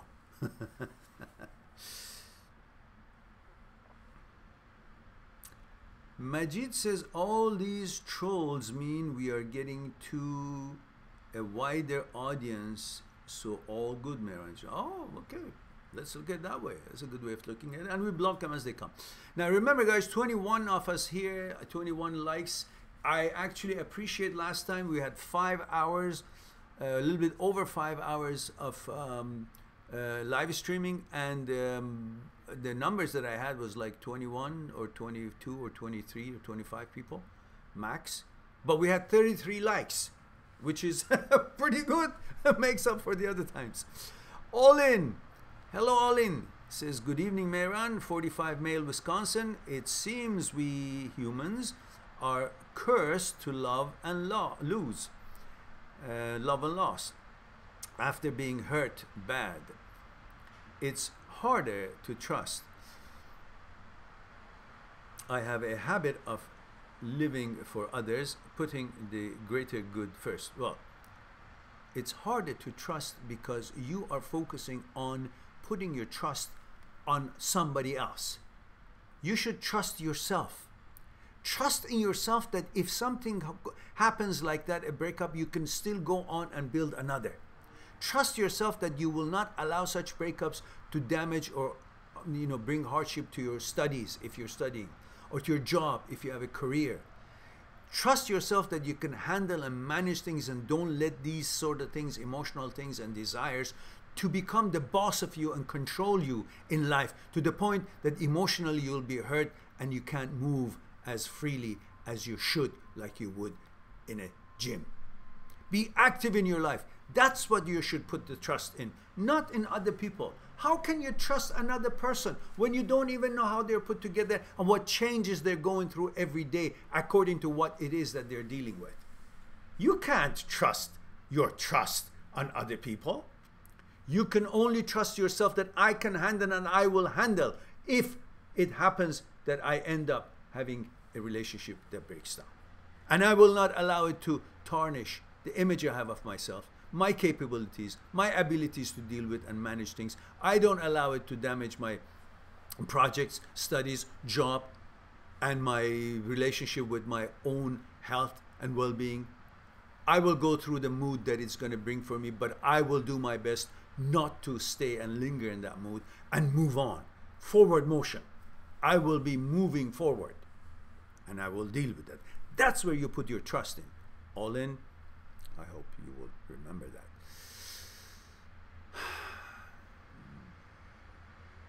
And that the good of the many outweighs the good of the few is fine, but that's a Star Trek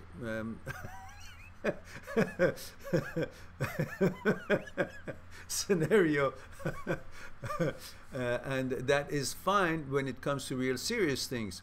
But that is not meaning that you're supposed to be a gopher and a slave for others just because there are others. This other that outweighs the many. This many should be the many that you would be directly responsible for, or that they're intricate part of your life.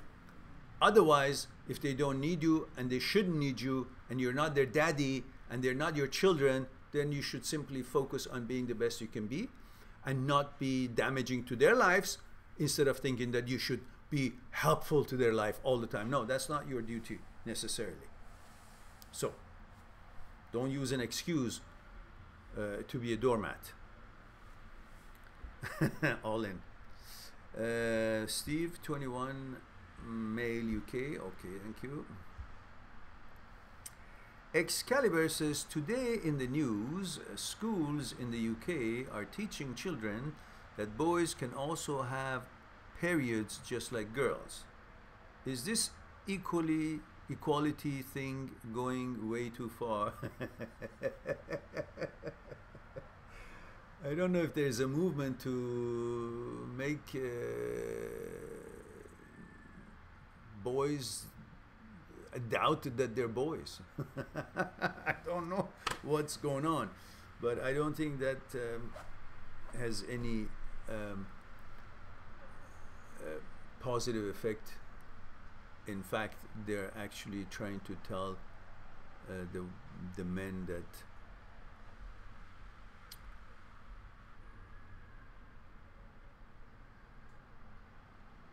I don't know what they're trying to tell the men. So let's move on. Let's move on. Perhaps they're trying to say it's okay to be, I don't know, not in such a good mood all the time. Instead, I would prefer to encourage boys and girls to learn about the energy of the universe and how they can benefit from it and extend it toward each other positively, and use it as a catapult to bring them out of a low mood, if they happen to be in for any reason, and have hopefulness and energy to use that to bring happiness and hopefulness to their lives, rather than telling them, yeah, you know, you also can have this or can have this. They should be focusing on letting the girls know that they're strong, they're good, they're healthy, and that's part of their cycle of health. And then the boys, if you're sad one day, well, that's normal. Everybody can be sad, but you all should know that you have more power that you can actually recognize, and that's the power of nature, power of energy that keeps you strong, and you can count on that to bring more of that energy to yourself by learning how to meditate, how to be happy, how to be hopeful, and expand your hopefulness as far as your eyes can see, because that's how big the universe is, and that's how much power is in the universe, and you're part of the universe, and you can be just as powerful as the size of the universe is, and be one with that power, and enjoy to bring yourself out of that sadness or feeling of weakness, whether it's due to the monthly cycle or to the anything that is annoying you as a result of challenges that you face with in life. That would be a better message than trying to subdue someone that, oh yeah, you know, you're this or that, you know. I don't think that that would be helpful to girls or boys.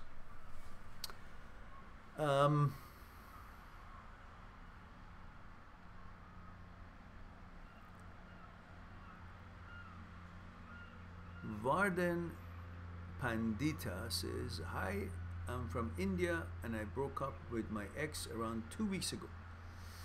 I blocked her on all social media because I couldn't handle seeing her. Was that the right thing to do? Yes, absolutely. When should I unblock her? It's like saying, you know, my hands were dirty. I was doing some, you know, work on my car, whatnot, or whatever it was that you were cleaning. And I just cleaned up, washed my hands. I wonder, when can I make it dirty again? You cleaned your hand because it was dirty. That was the remedy, to wash up your hand and then be free from that whatever was sticking to your hand. Now that you broke up and it was bothering you to see all whatever they try to portray, that they're all carefree and I'm happy, I don't need it and all that shit, that you guys get affected. You blocked her and perfect, and live your life. Go on, don't give a damn what she does. Now you say, when can I unblock her? Why do you want to unblock her? Go on with your life. And remember, I said, please let me know. Oh, 18. Oh, well, you don't even give a shit about it. Just go on, focus on your studies. Don't let that harm your studies. These things come and go, and later on you don't even care about this relationship. It will be just a memory. You have no feelings about it. But in the meantime, because you were so wondering about it and bothered by it, you allowed it to affect your studies and the goals you have in life, or if you have a job. And that is what you should make sure it doesn't happen. So you blocked her, perfect, let it be blocked and go on with your life, finish your studies and all that. Don't worry about it. I'm 18 and I'm currently in college in America. So is she. Okay, move on with your life. Don't give a damn. He's 18 years old. You're going to be interested in any female that moves. That doesn't mean she's the right girl for you. So I have to now be bothered by what she's doing, what she's not. No, you shouldn't even care at that age. It was a relationship. You were good to her, whatever. It's broken up, you know, that's it. Let her go, and you go find another friend. And you see her, you see her. So big deal. No skin off of your nose or her nose. So both are good. Enjoy your lives. Don't make it a big deal. Don't make a broken relationship or ex, oh, now she doesn't want me, therefore I am not good enough. No, it's not up to her to set your values. Now, I wonder if you guys have subscribed or not. If you haven't, please click on subscribe. That's how we can increase our presence on YouTube and help and reach more people around the world. And if you haven't liked the live stream and yet you still like it, please click on like before you forget and before we end today's session. Miss Drama Music, female, 24, thank you, but you forgot to put the other part in, which country, which city you're from. See, there are 3 components in my request. F for female or M for male, 24, 2-digit number for your age, and what country, what city you come from. These three things are important for me before I answer your questions, guys and girls. So she says, female, 24, I broke up with my ex twice. Both times was his decision. I know he's not good for me, but I miss him sometimes. He tries to get in touch with me, but I blocked him everywhere. How can I move on? You move on because you're doing the right thing. You don't want someone who keeps breaking up with you and you accept him back, because then he's going to know that he can do whatever he wants and you can still take him back. Which means he's going to end up not necessarily wanting to, but end up being conditioned to think that it's okay to use you. He comes back when he misses sex or intimacy of some kind, and then he breaks up when things are not going his way and he can't control you. So you end up being conditioned to be controlled in the parameters that he sets. That unless it is my way, I'm going to break up with you. That fear makes you to go out of yourself and not be yourself anymore. You will be hesitant in your decisions. You will have anxieties. You will not know if what you're doing is right or wrong, because it's not about you to make the decision that is right.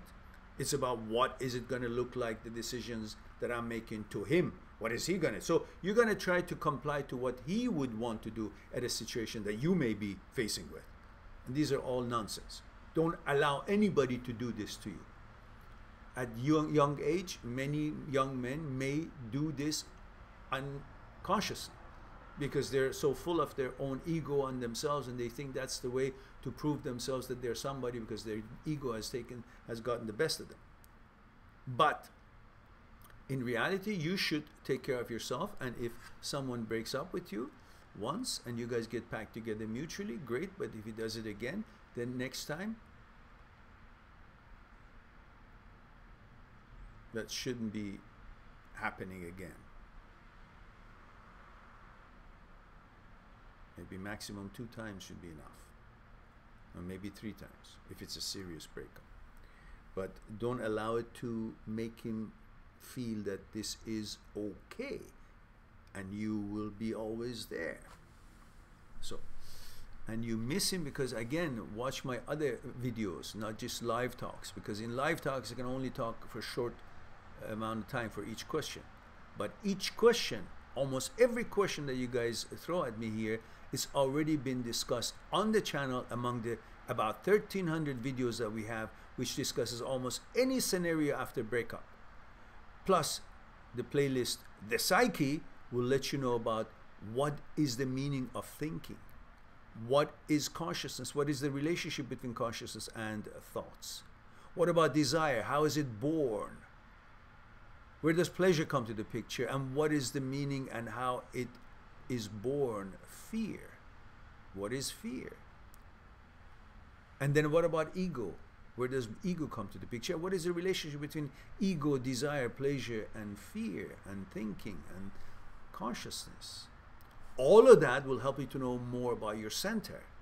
And then the other videos about how to move on, or why you're really missing your ex. If you watch all these things, you will see that there are things such as order.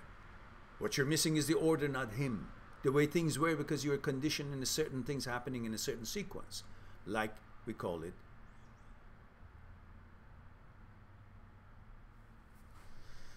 the stuff that you do during the day. You know, the mechanical process. The mechanical process, the stuff that you do during the day, in a certain way, you're conditioned in expressing yourself through the day through those mechanical processes, which brings a certain order, and that order gives security to your mind. Mind seeks security through order.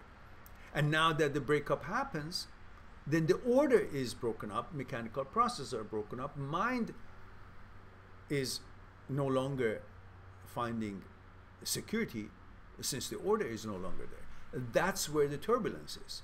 And you think that you're actually missing the person. No, if the person was the problem, you would not be breaking up with it, because if you really thought the person was the right match, the character and all the things were in harmony, the breakup wouldn't happen. Now that it has happened and it's not just once or accidentally 2 or 3 times, then it's the order that you're missing, not the person. So focus on that, build yourself, and don't lose the chances to complete your studies if you're still a student, or your job, and don't let it affect that, and then sift through it and deal with it and go through life by understanding what it is that makes you feel, act, and react the way you do. For that, you can always go to my site, mind@6truth.com, click on the books, and each book has a little video beside it. Watch the video, see what it says about the book. Click on the book. It opens up and shows you table of contents. You look at table of contents, what it's covered, see if you like it. Click further, read a sample chapter, and then acquire it, because the books are expensive, $80 and $105 and so on. But I've turned them all into ebooks. Same books are now $4.99 and $5.99 and $6.99. So it's now no excuses, and you can afford them. Everybody can afford it, price of coffee or tea, and you can have it on your library, and then reference to it. Whenever you feel like it, you can read a chapter that is addressing your question, and the chapters are not necessarily in sequence. You don't have to read this chapter before that chapter. It's all independent. So therefore, you can just find a topic that you like, and then focus with a cup of tea and learn that, and then see if it can help you to learn yourself better, and in turn deal with your life in a different way.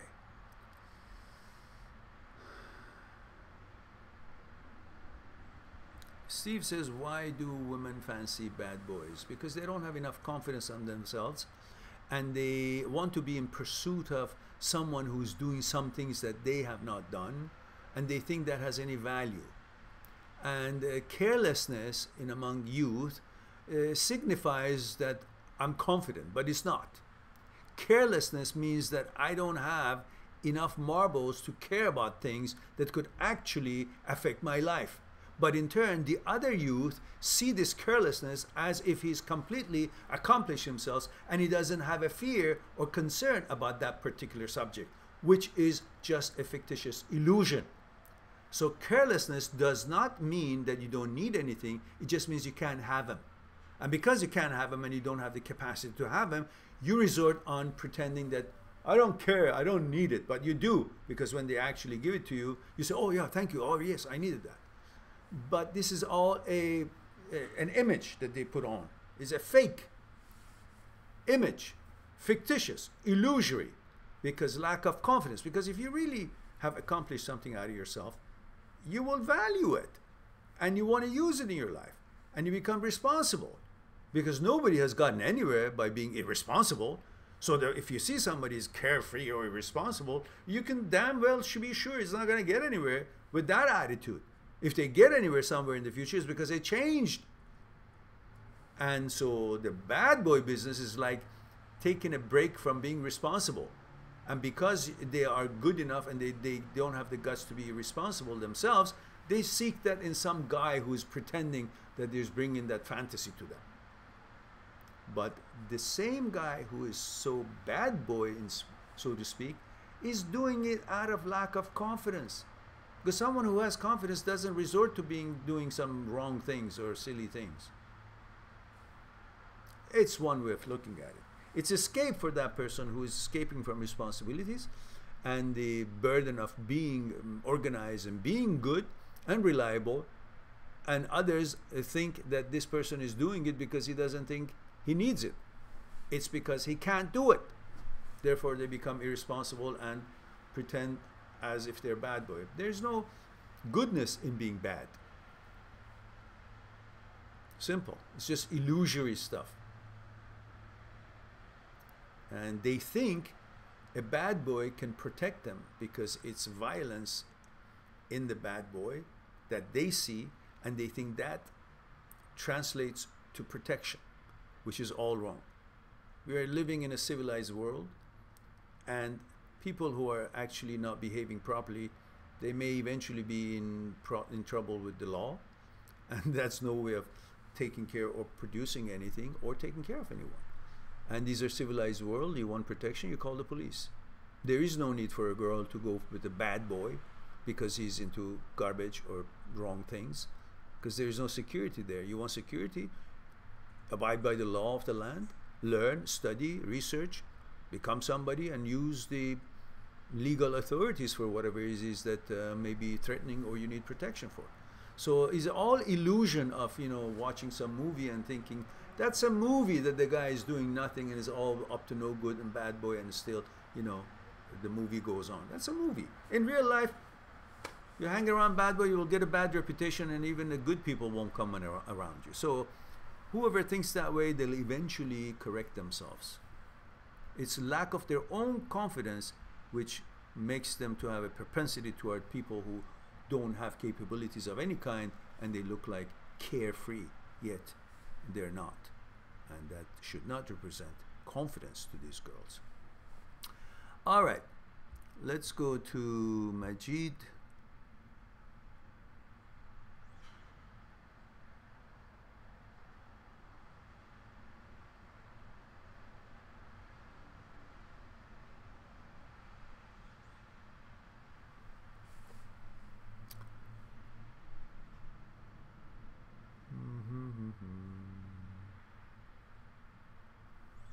Majid, I don't know who you're answering. You don't need to give anybody information about this channel, or if it's about me or something. So if you think they're idiots, then just leave them be, because I've already blocked them, because, you know, they don't need to know where this channel is originating anyhow. So I'm not going to release that little behind. Oh, there's another troll. Ah, there's another troll this time. Oh, he's really proud of his own name. Let me shut that up. All right, give me a moment, guys. Let's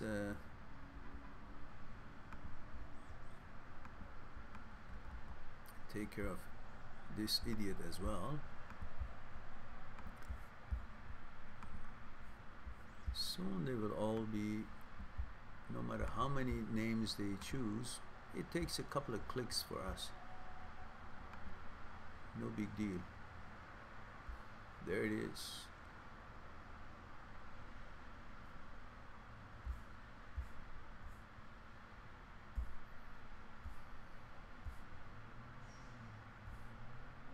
All right.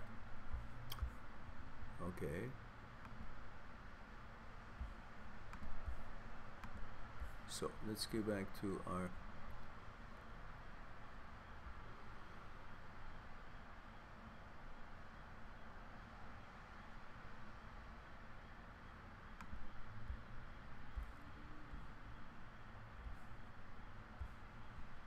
let me open Excalibur.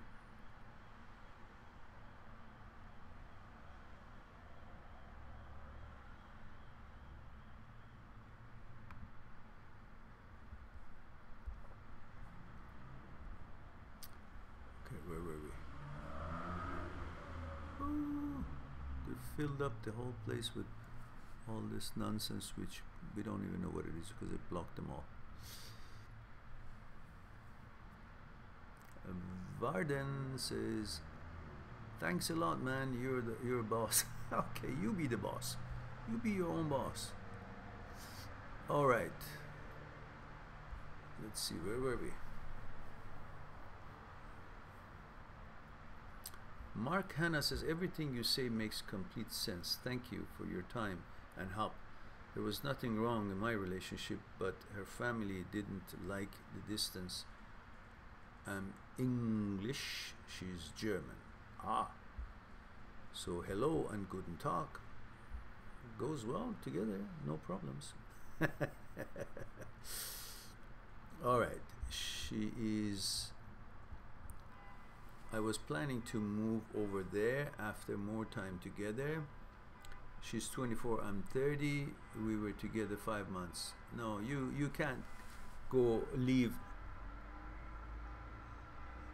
UK, England, if you don't speak German, and go to Germany and expect to have a good relationship. When you don't know the language of the country that she's living in, and you go to that country, you will feel like rather incapable of being who you are, because you're limited in communication and you can't use your character expertise or whatever you're good at, and you always going to be hanging on to her leadership, her decisions, her being able to help things out, and she will see you in a different light than when she saw you when you're in England, knowing how things are, your way around and all that, and she will lose respect for you as you're not a capable person, not knowing that this is the language, the country that you don't speak the language of it, and that's going to reflect on you. So it's perhaps it works for the best.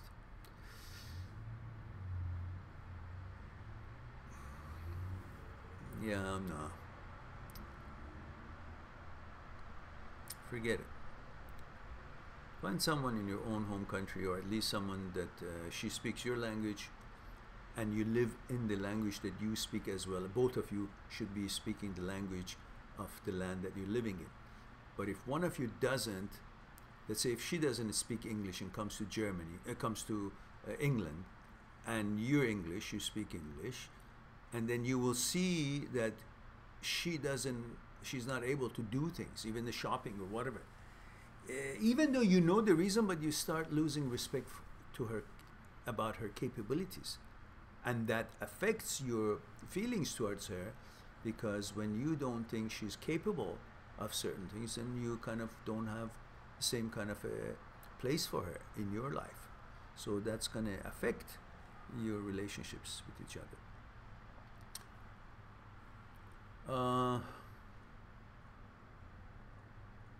Majid says, you're a true wise father figure. Thank you again.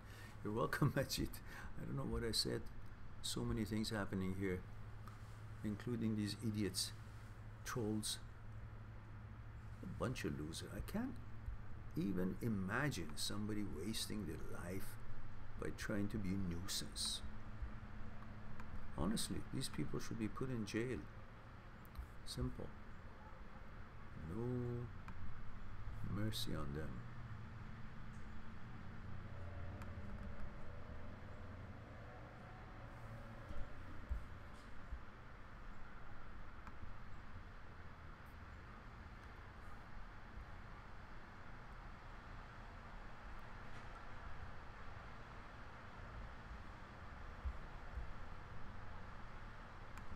There we go. Okay. Found the idiot. One moment, guys. All right.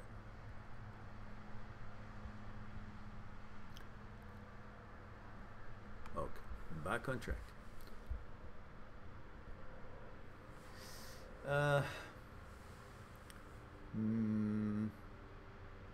Miss Dramatic Music, Miss Drama Music says, also lately I feel empty. You eat something, for God's sake. I mean, you've got money, food in the fridge. Okay, let me have a sip of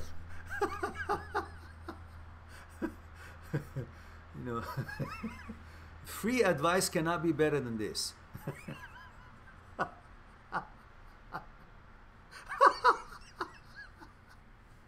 Okay. Okay, wait a second. Let me catch my breath.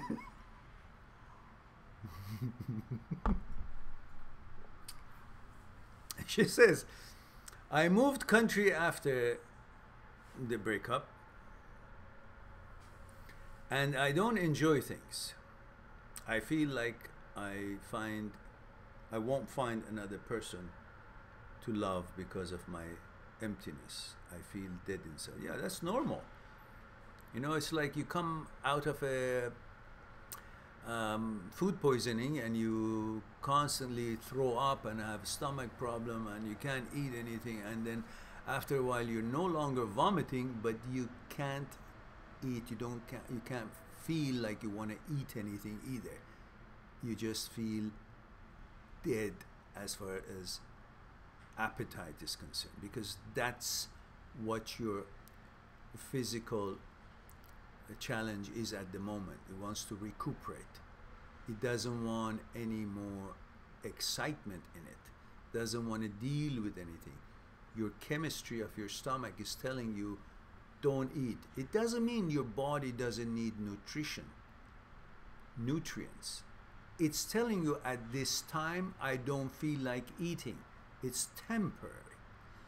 The way you feel right now is exactly the same. You feel empty, you feel you don't want to put anything in it to deal with. You don't want any emotions to come into you. You don't want to have to deal with anything. You're still not focused on what's ahead. You're still focused on what was behind you. And all that is causing you to feel dead inside. That's normal. That's part of being a human being, part of a breakup. Nothing wrong with it. And the sooner you feel these things, and the sooner you will get rid of them. Let the time pass. Don't forget, just because you don't feel like eating right now due to reasons that we explained as an example, it doesn't mean you don't like food or you don't need food. You know that you will need food and you will eat and you will have to eat in order to be strong. This is the same. Just know. You don't have to feel for anyway. You don't have to go through any data or anything like that. But know that this is temporary and that you do have the capacity to feel. You do have the interest to get to know someone nice. And it will happen, but at this moment you're not interested. That's fine. But do recognize that that capability and ability and desire is still there. It's just not wanting to function right now. And that's okay. So don't think that this what you feel is what you are, what you will be, who you are and all that. None of that. It's just a reaction to this, whatever it is that you experience. And that's part of the whole thing. That's okay. You can't say, okay, I fell into the water, but I wonder why I'm wet. Well, that's part of it. It doesn't mean that, you will not be dry again. Just come out, you dry up, rest, and then everything is okay again. But for now, you say, I don't want to jump in the water again because you had that excitement of falling and then getting wet and then you have to, dry yourself up and all that. You don't want to deal with that. That's fine. But another day when the sun is out and you are fine, you're a bunch of friends, and you say, okay, let's go swimming. And you will jump in the water yourself rather than falling into it. Alan says, lol, yes, Spock. Awesome. I was thinking family unit. But I totally understand. Thank you. Yes, yes.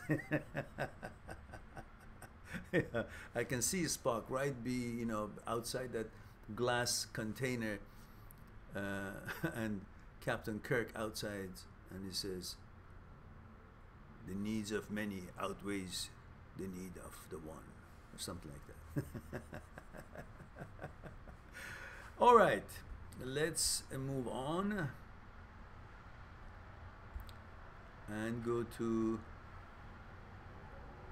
Olin says, sometimes when I hear your logic on emotions and how to control it, it made me think of Spock on Star Trek. Total control of your own mind. Watching your different videos has helped me through a couple of rough years. Can't thank you enough. I do pass your name on. Hopefully it brings more people seeking to understand what's happening to themselves. Well, thank you. I appreciate that. I appreciate the fact that you've been helped and you enjoy the contents of the channel and you continuously enjoying them, and also the fact that you're referring the channel to some other friends and possibly sharing the videos you like in your social media and helping us to grow so we can reach more people and help more people by helping them to understand about their center, their own psyche, and therefore it will not be a shock, the things that they will face with in life in relation to the challenges of this kind and relationships and breakups and so on, and therefore they can help themselves rather than looking out of themselves for help. That's what the intention of this channel and me is. And of course, as you all know, I'm just a Skype call away. You can go on my site, mindthatseekstruth.com, click on Talk to Me for consultation, and choose a package that is suitable to your budget. And then we can one-on-one, privately, on Skype, from wherever you are in the world, talk about what concerns you and what's on your mind. We explore it together, as I do that all around the week with people from all around the world. All right, so we Excalibur says, Mehran, did you ever feel nervous on a flight? No, never. There was one time that I was going from Portland to Eugene, and it was a small plane, a connecting flight from another flight into Portland and from Portland to Eugene. And it was a very small plane, maybe, I don't know, 7 or 8 people in that flight. And it got a little bumpy, so it was kind of, you know, shaking a lot. And I just felt, okay, it's shaking, but it's a plane, and no big deal.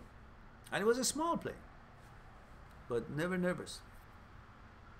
Sometimes, you know, even I remember when I was a kid, we were traveling, or when I was older and traveling, sometimes the turbulence, the plane kind of falls a certain degree of, reduces elevation in one lump, in one jump, because of the air turbulence. It's just, it's like empties, whoop.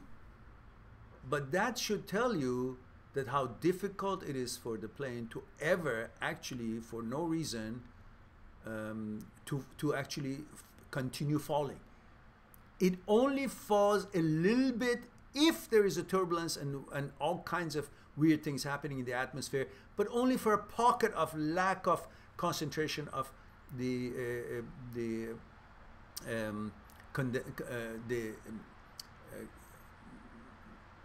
amount of air pressure, and that feels like, okay, it fell just, but that's the extent of it, because there's still air, impossible for air to disappear for the plane to fall, because as long as there's air, the plane is hanging on it. It cannot pressurize the air to the point that it actually falls when it already has a flight, a movement, and the air pressure from under the wing is much higher than the over the wing. It just can't fall. That air pressure is the reason for it to be up. The air itself that is on it is the reason for it to keep it up.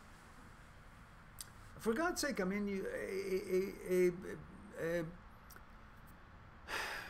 kite stays up with that flimsy structure, let alone planes that have been calculating what, and they have engines too, let alone the fact that they don't even need engine to glide, but the engines are there as well.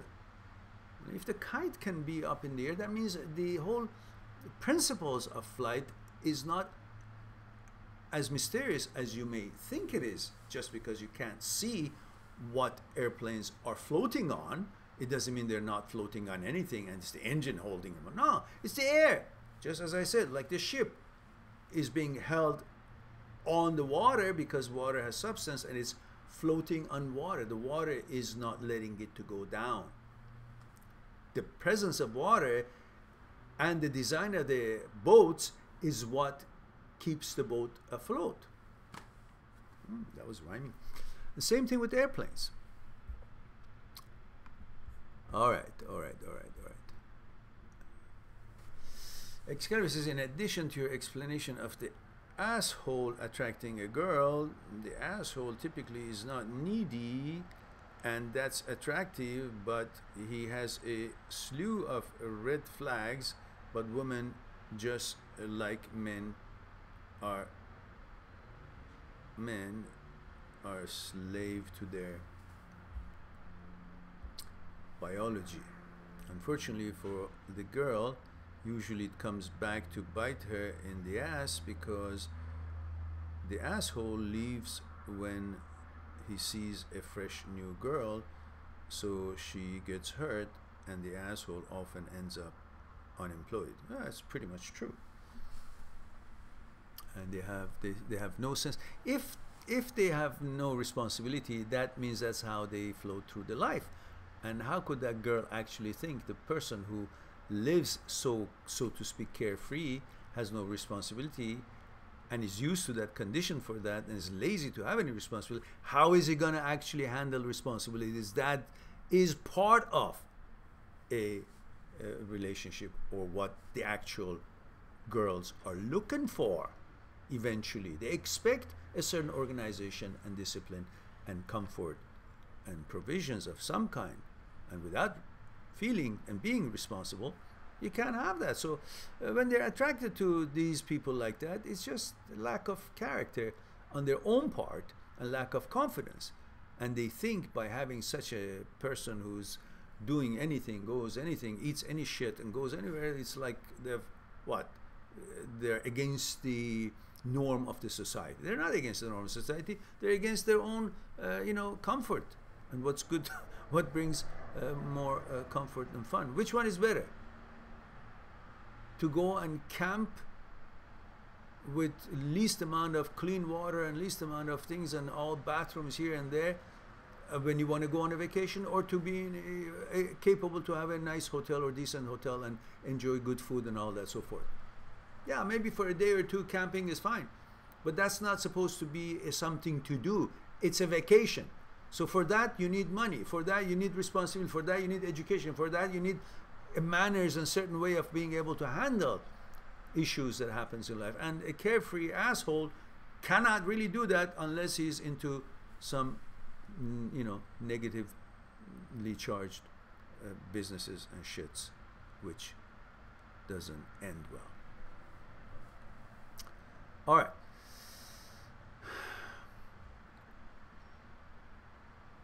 Yeah, there it is. You also mentioned the same thing. Or turns to drugs, the universe way of balancing things. Okay. All right.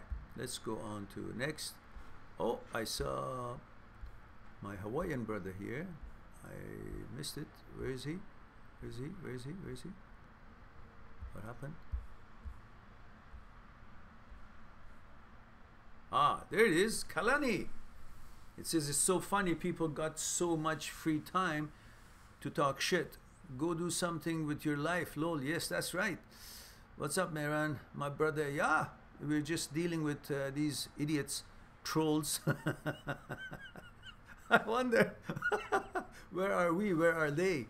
What kind of life they're leading? What are they seeing in this life? Where are they? What is their place in this world? Just okay.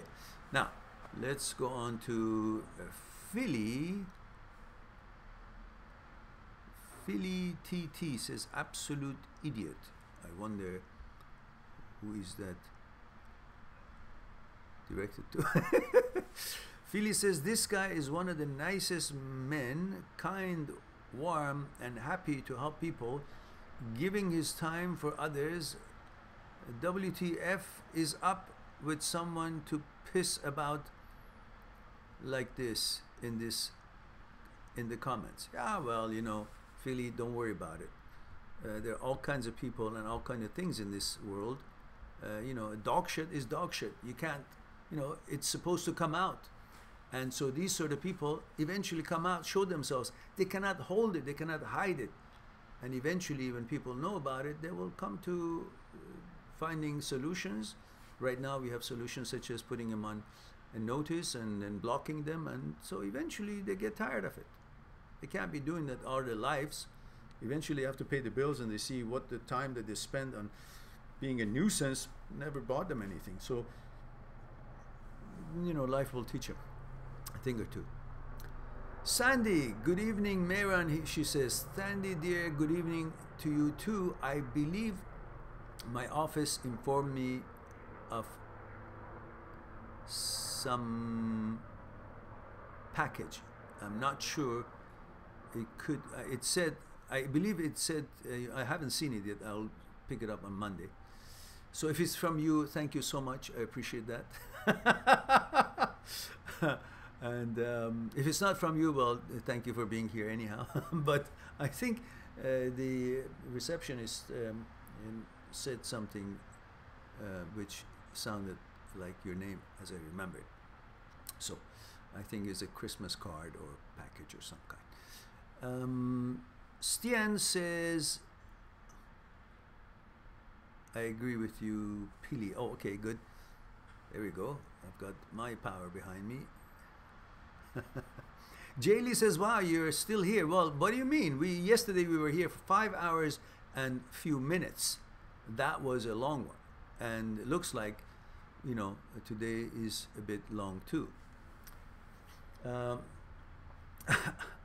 I missed the last part of your answer to my question. I had to attend mass and just finished. Yeah, it will be uploaded, Jay, within half an hour after I finish it eventually, and you can just go to that minute. Just imagine what minute you can see. You can find your question on the side of the upload, because it will, all the comments will be there, and then you can go to that minute and find your question, and then the answer, as I have explained it, is there as well.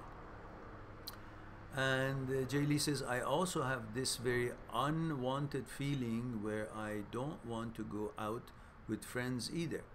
I actually have to force myself to go out just to try and see different people and keep my social muscles. Yes, you're kind of going through a little temper tantrum in a way, in a very subtle way, but you kind of are pissed off, and you're pissed off at how things are, and you're kind of complaining by kind of being on strike, not going out with others, as if that will teach him or tell him or bring attention to you or somehow.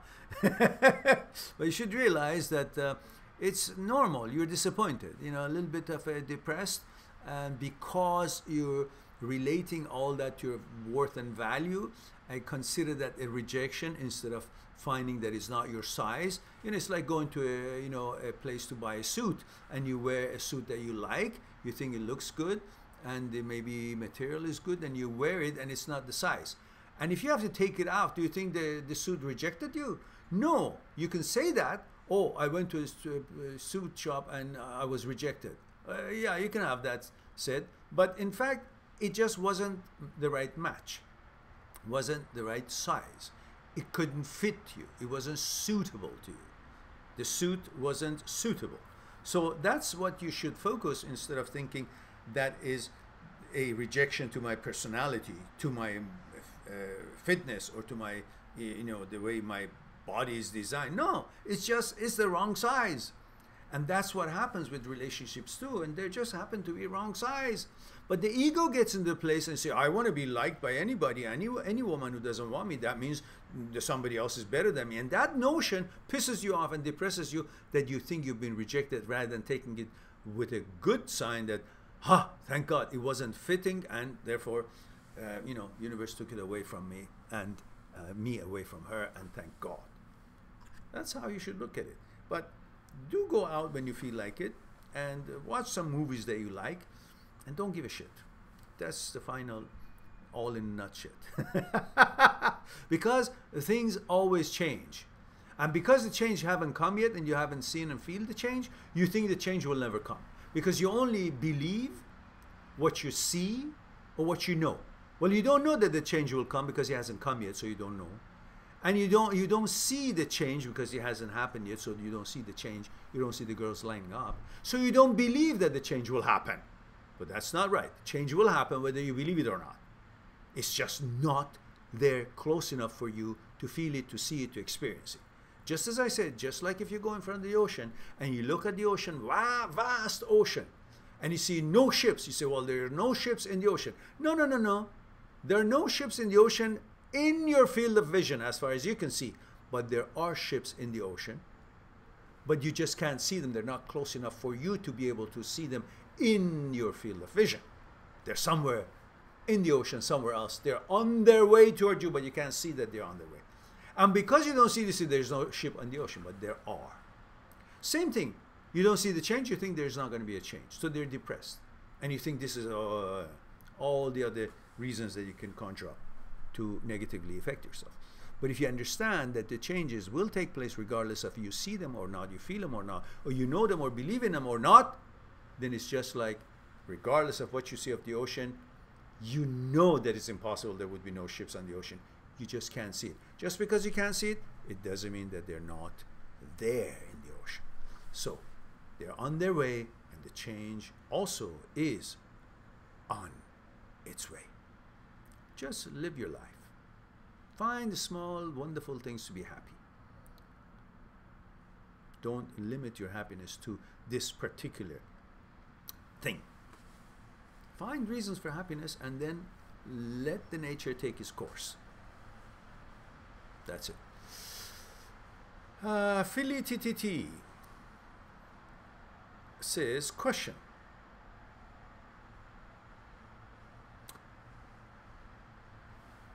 Okay.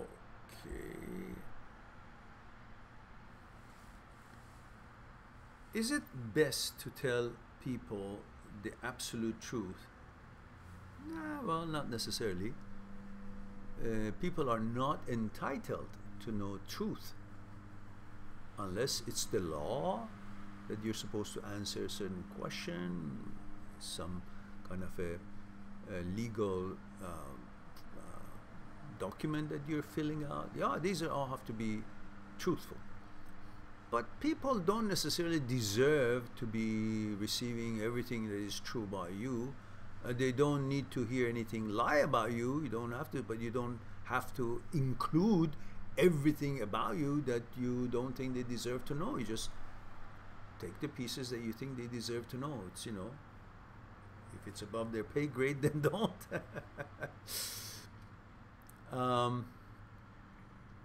So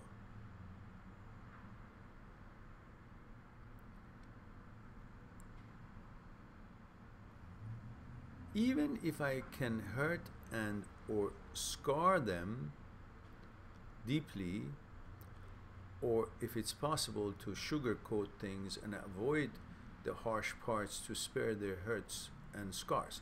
You see, I remember my father was a lawyer, of course, and he was very educated, and he had lots of experience in life, politics, discussions. He was highly well-read, educated, spoke 6 languages, and I learned quite a bit from him while I was growing up. One of the things that he said to me, and I never forget it, he says, in everything that you want to express, there is a form and there's a content. Sometimes the content is very true and it's very meaningful, but the form in which is delivered, it's so obnoxious or uncalled for that it doesn't even let the important content to be focused on or noticed or paid attention to. And sometimes the content is just nothing valuable and nothing that important, but the form that is delivered, expressed, it's so heartwarming that makes that what was not so important seem so well received and so well placed, and express and affect that person in such a positive way, and the result would be positive. So you got to be concerned about the content and the form. So it may be absolute truth, but it's going to destroy someone. For what reason? What are you trying to, what statement are you making? That you can hurt people? Well, it's very easy to hurt people, but it's very difficult. What's most important is how to heal people. So focus on being constructive. Through your healing, inform them of something that it would be helpful to them if they know about it. But to be brutal about something doesn't elevate you, and it doesn't even help that person use that knowledge that you wanted to share with them, even if you meant well. So package it in a nice form and deliver the content in the digestible manner. That's my advice to you when you want to communicate to people that you don't want to hurt them.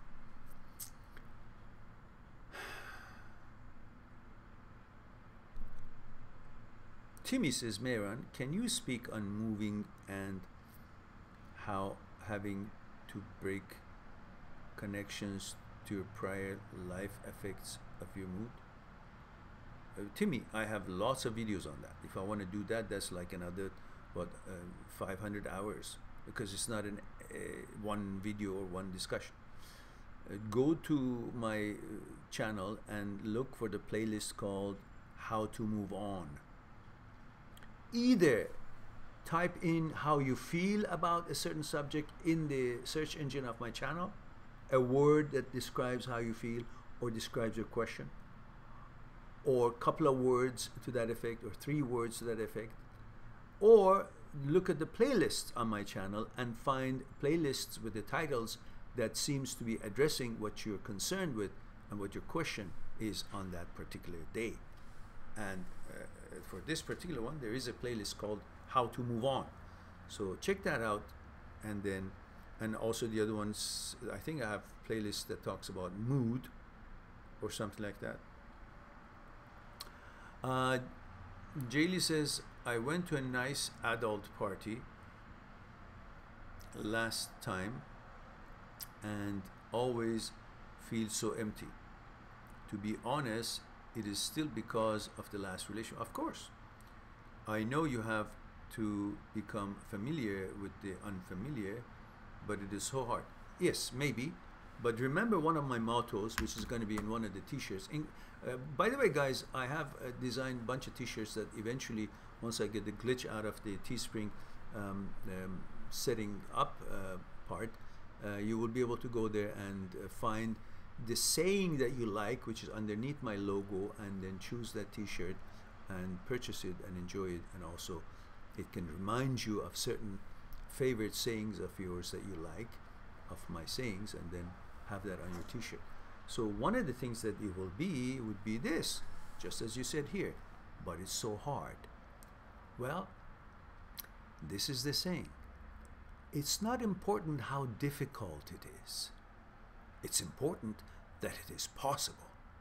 So focus on the possibility of something that is difficult rather than the difficulty of that something to be done.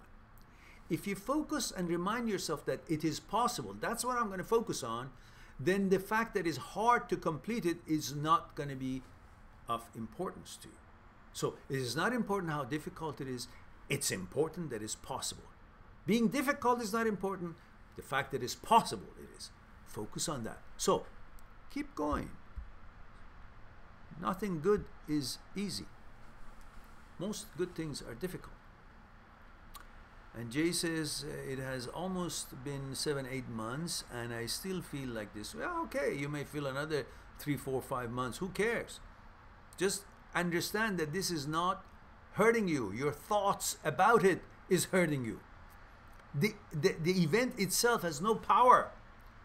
You thinking about it in a certain way and labeling yourself with the certain things because of the way you're thinking about that event is what's hurting you. Change your thoughts, the hurt will go away. Understand there is no effect on you as a human being and your capabilities to negotiate this life. It is only your desire and your ego that has given this a value and importance beyond what it's actually valuable or valued as or has importance at all. Otherwise, to you, you know that it wasn't the right match. We talked about it, right? So the rest of it is your thinking about it, your thoughts about it. Change your thoughts, change your mood, and you change your feeling and perception of this whole thing. And he says, I'm actually a really reserved person. My friends are very aggressive, but very nice people. When I see them go out and try to pick up girls, I feel more and more depressed because I am still in this state. Maybe it's best I don't go out, but just spend time by myself. Okay, you can do that. No harm to that. Spend some time with yourself. And then eventually you will get tired of that. Why am I spending so much time with myself? I don't mind to go out, maybe for a pizza or something with a friend. You start like that. You don't have to go out to pick up girls. Just go out like that when you feel like with your friends, have some pizza or some food, some nice food, and enjoy, you know, talk about things that you like. Don't talk about her. Let life and nature get into your system again. You know, normality of things. And eventually you wouldn't want to talk about it or waste your time over it because you won't find it anything interesting, because you will find so many new interesting things that you experience in these outings of not focus on picking up girls, just regular outings. And then you will come to that stage again that you're ready to engage in a, you know, more than a friendship type of thing with girls. And Jaylee says, or spend time by myself until I'm ready to go out and get back to socializing. Yes, of course. It's a time for you to get to know yourself and enjoy more about how deep you are and so on. That's fine. Just don't use alcohol or any other whatever that could be there that you may find it as a numbing or escape or anything. Don't. Stay clear, strong, and sober through this. That's what makes you to be in control of dealing with these sort of things if they ever happen or whenever other similar things could happen in your life. All right. You know, guys, that I have a video talks about the things you shouldn't do after breakup, things not to do after breakup. Make sure you watch that, guys, if it is something that you think you should be watching. And Timmy says Mehran troll slayer. Okay.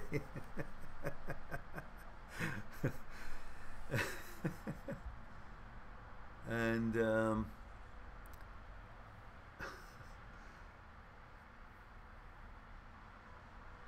right, we did that. Timmy says Mehran, can you speak on? Okay, we did talk about that too. Excalibur says, Judge, why did you steal the car? Man, I had to get to work. Judge, why didn't you take the bus? Man, I don't have a driver's license.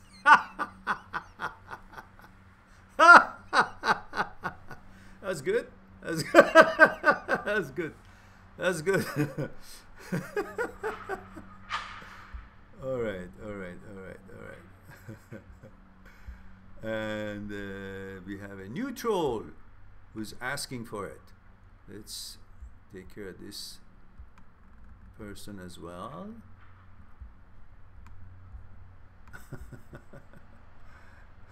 One should ask this troll, what does it gain? Because if we're in this world doing something, we should get any kind of a gain from that activity. If it doesn't get you any gain, what are you doing? What is it? Nuisance. That is the worth of your time and you for yourself. Meaning nothing. You think you're so worthless and your time is so worthless that you want to do things that brings you no positive effect. That's a description of your personality. If that's what you think you are, well, then continue doing it and we'll continue doing what we do. But if you think you want to grow up, then you will see that you should help yourself to worth more for your time and your life. As what you're doing shows that your time doesn't worth anything. Okay.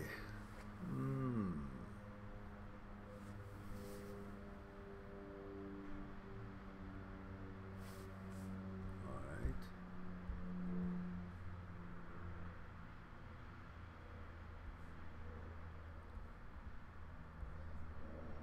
Philly.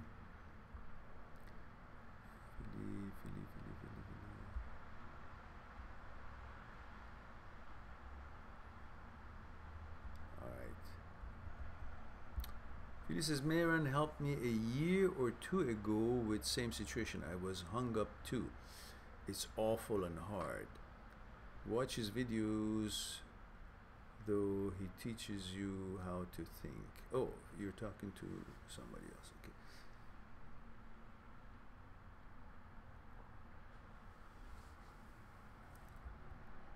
And Jaylee says, actually I've been trying to get out a lot and even going out again tonight with same friends. This is to try and move on. You can't try to move on by somehow keep going to other girls. You first gotta collect your thoughts about this.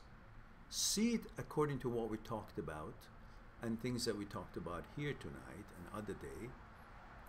And then once you get that part of your new conditioning and clear understanding, you become in control. Then you want to go out. Right now you're going out to gain freedom from these thoughts.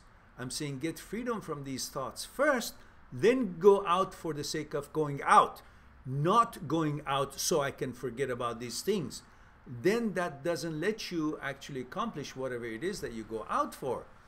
Because going out is for socializing, you know, having fun and discussions, and maybe looking at girls if you like, and see if you find a new friend.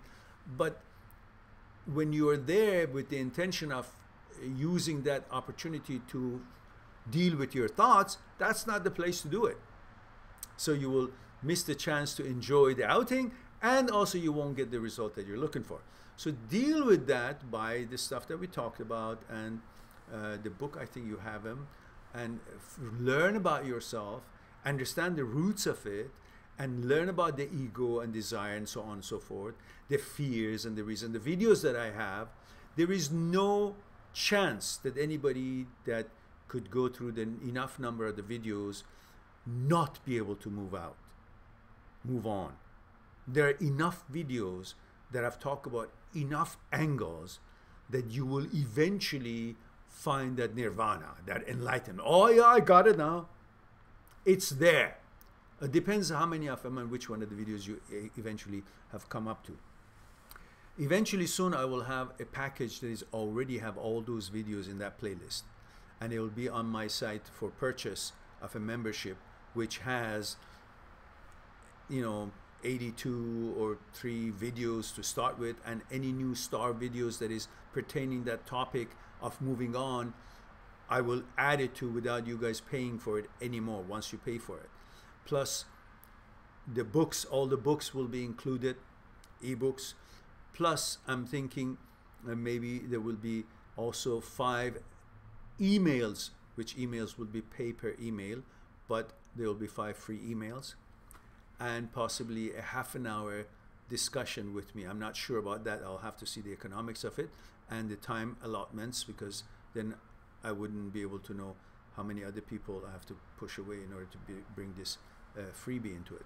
But possibly that package will be a complete package for a person who's gone through breakup, and soon that will be there. But until that is there, you search through the search engine of my channel and find these videos and deal with your thoughts. And then once you have understood yourself better and you know that everything is perfect with you, nothing is wrong, the breakup doesn't do anything to you, it's all imaginary, illusion and feelings, and depending on the ego and desire and the fear and all that, then you will be free from it, and then you will go out and enjoy your time with your friends. Do what it is supposed to be doing at those outings. All right, all right.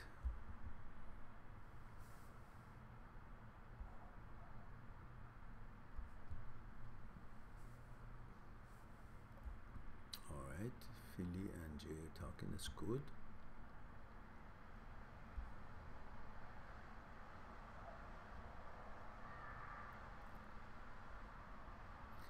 Philly says, asking for a friend, Mehran. My boyfriend cheated on me. Well, asking for a friend. I forgot, Philly, are you a man or a woman? See how confusing it can get? Now I'm totally confused. Philly says, asking for a friend.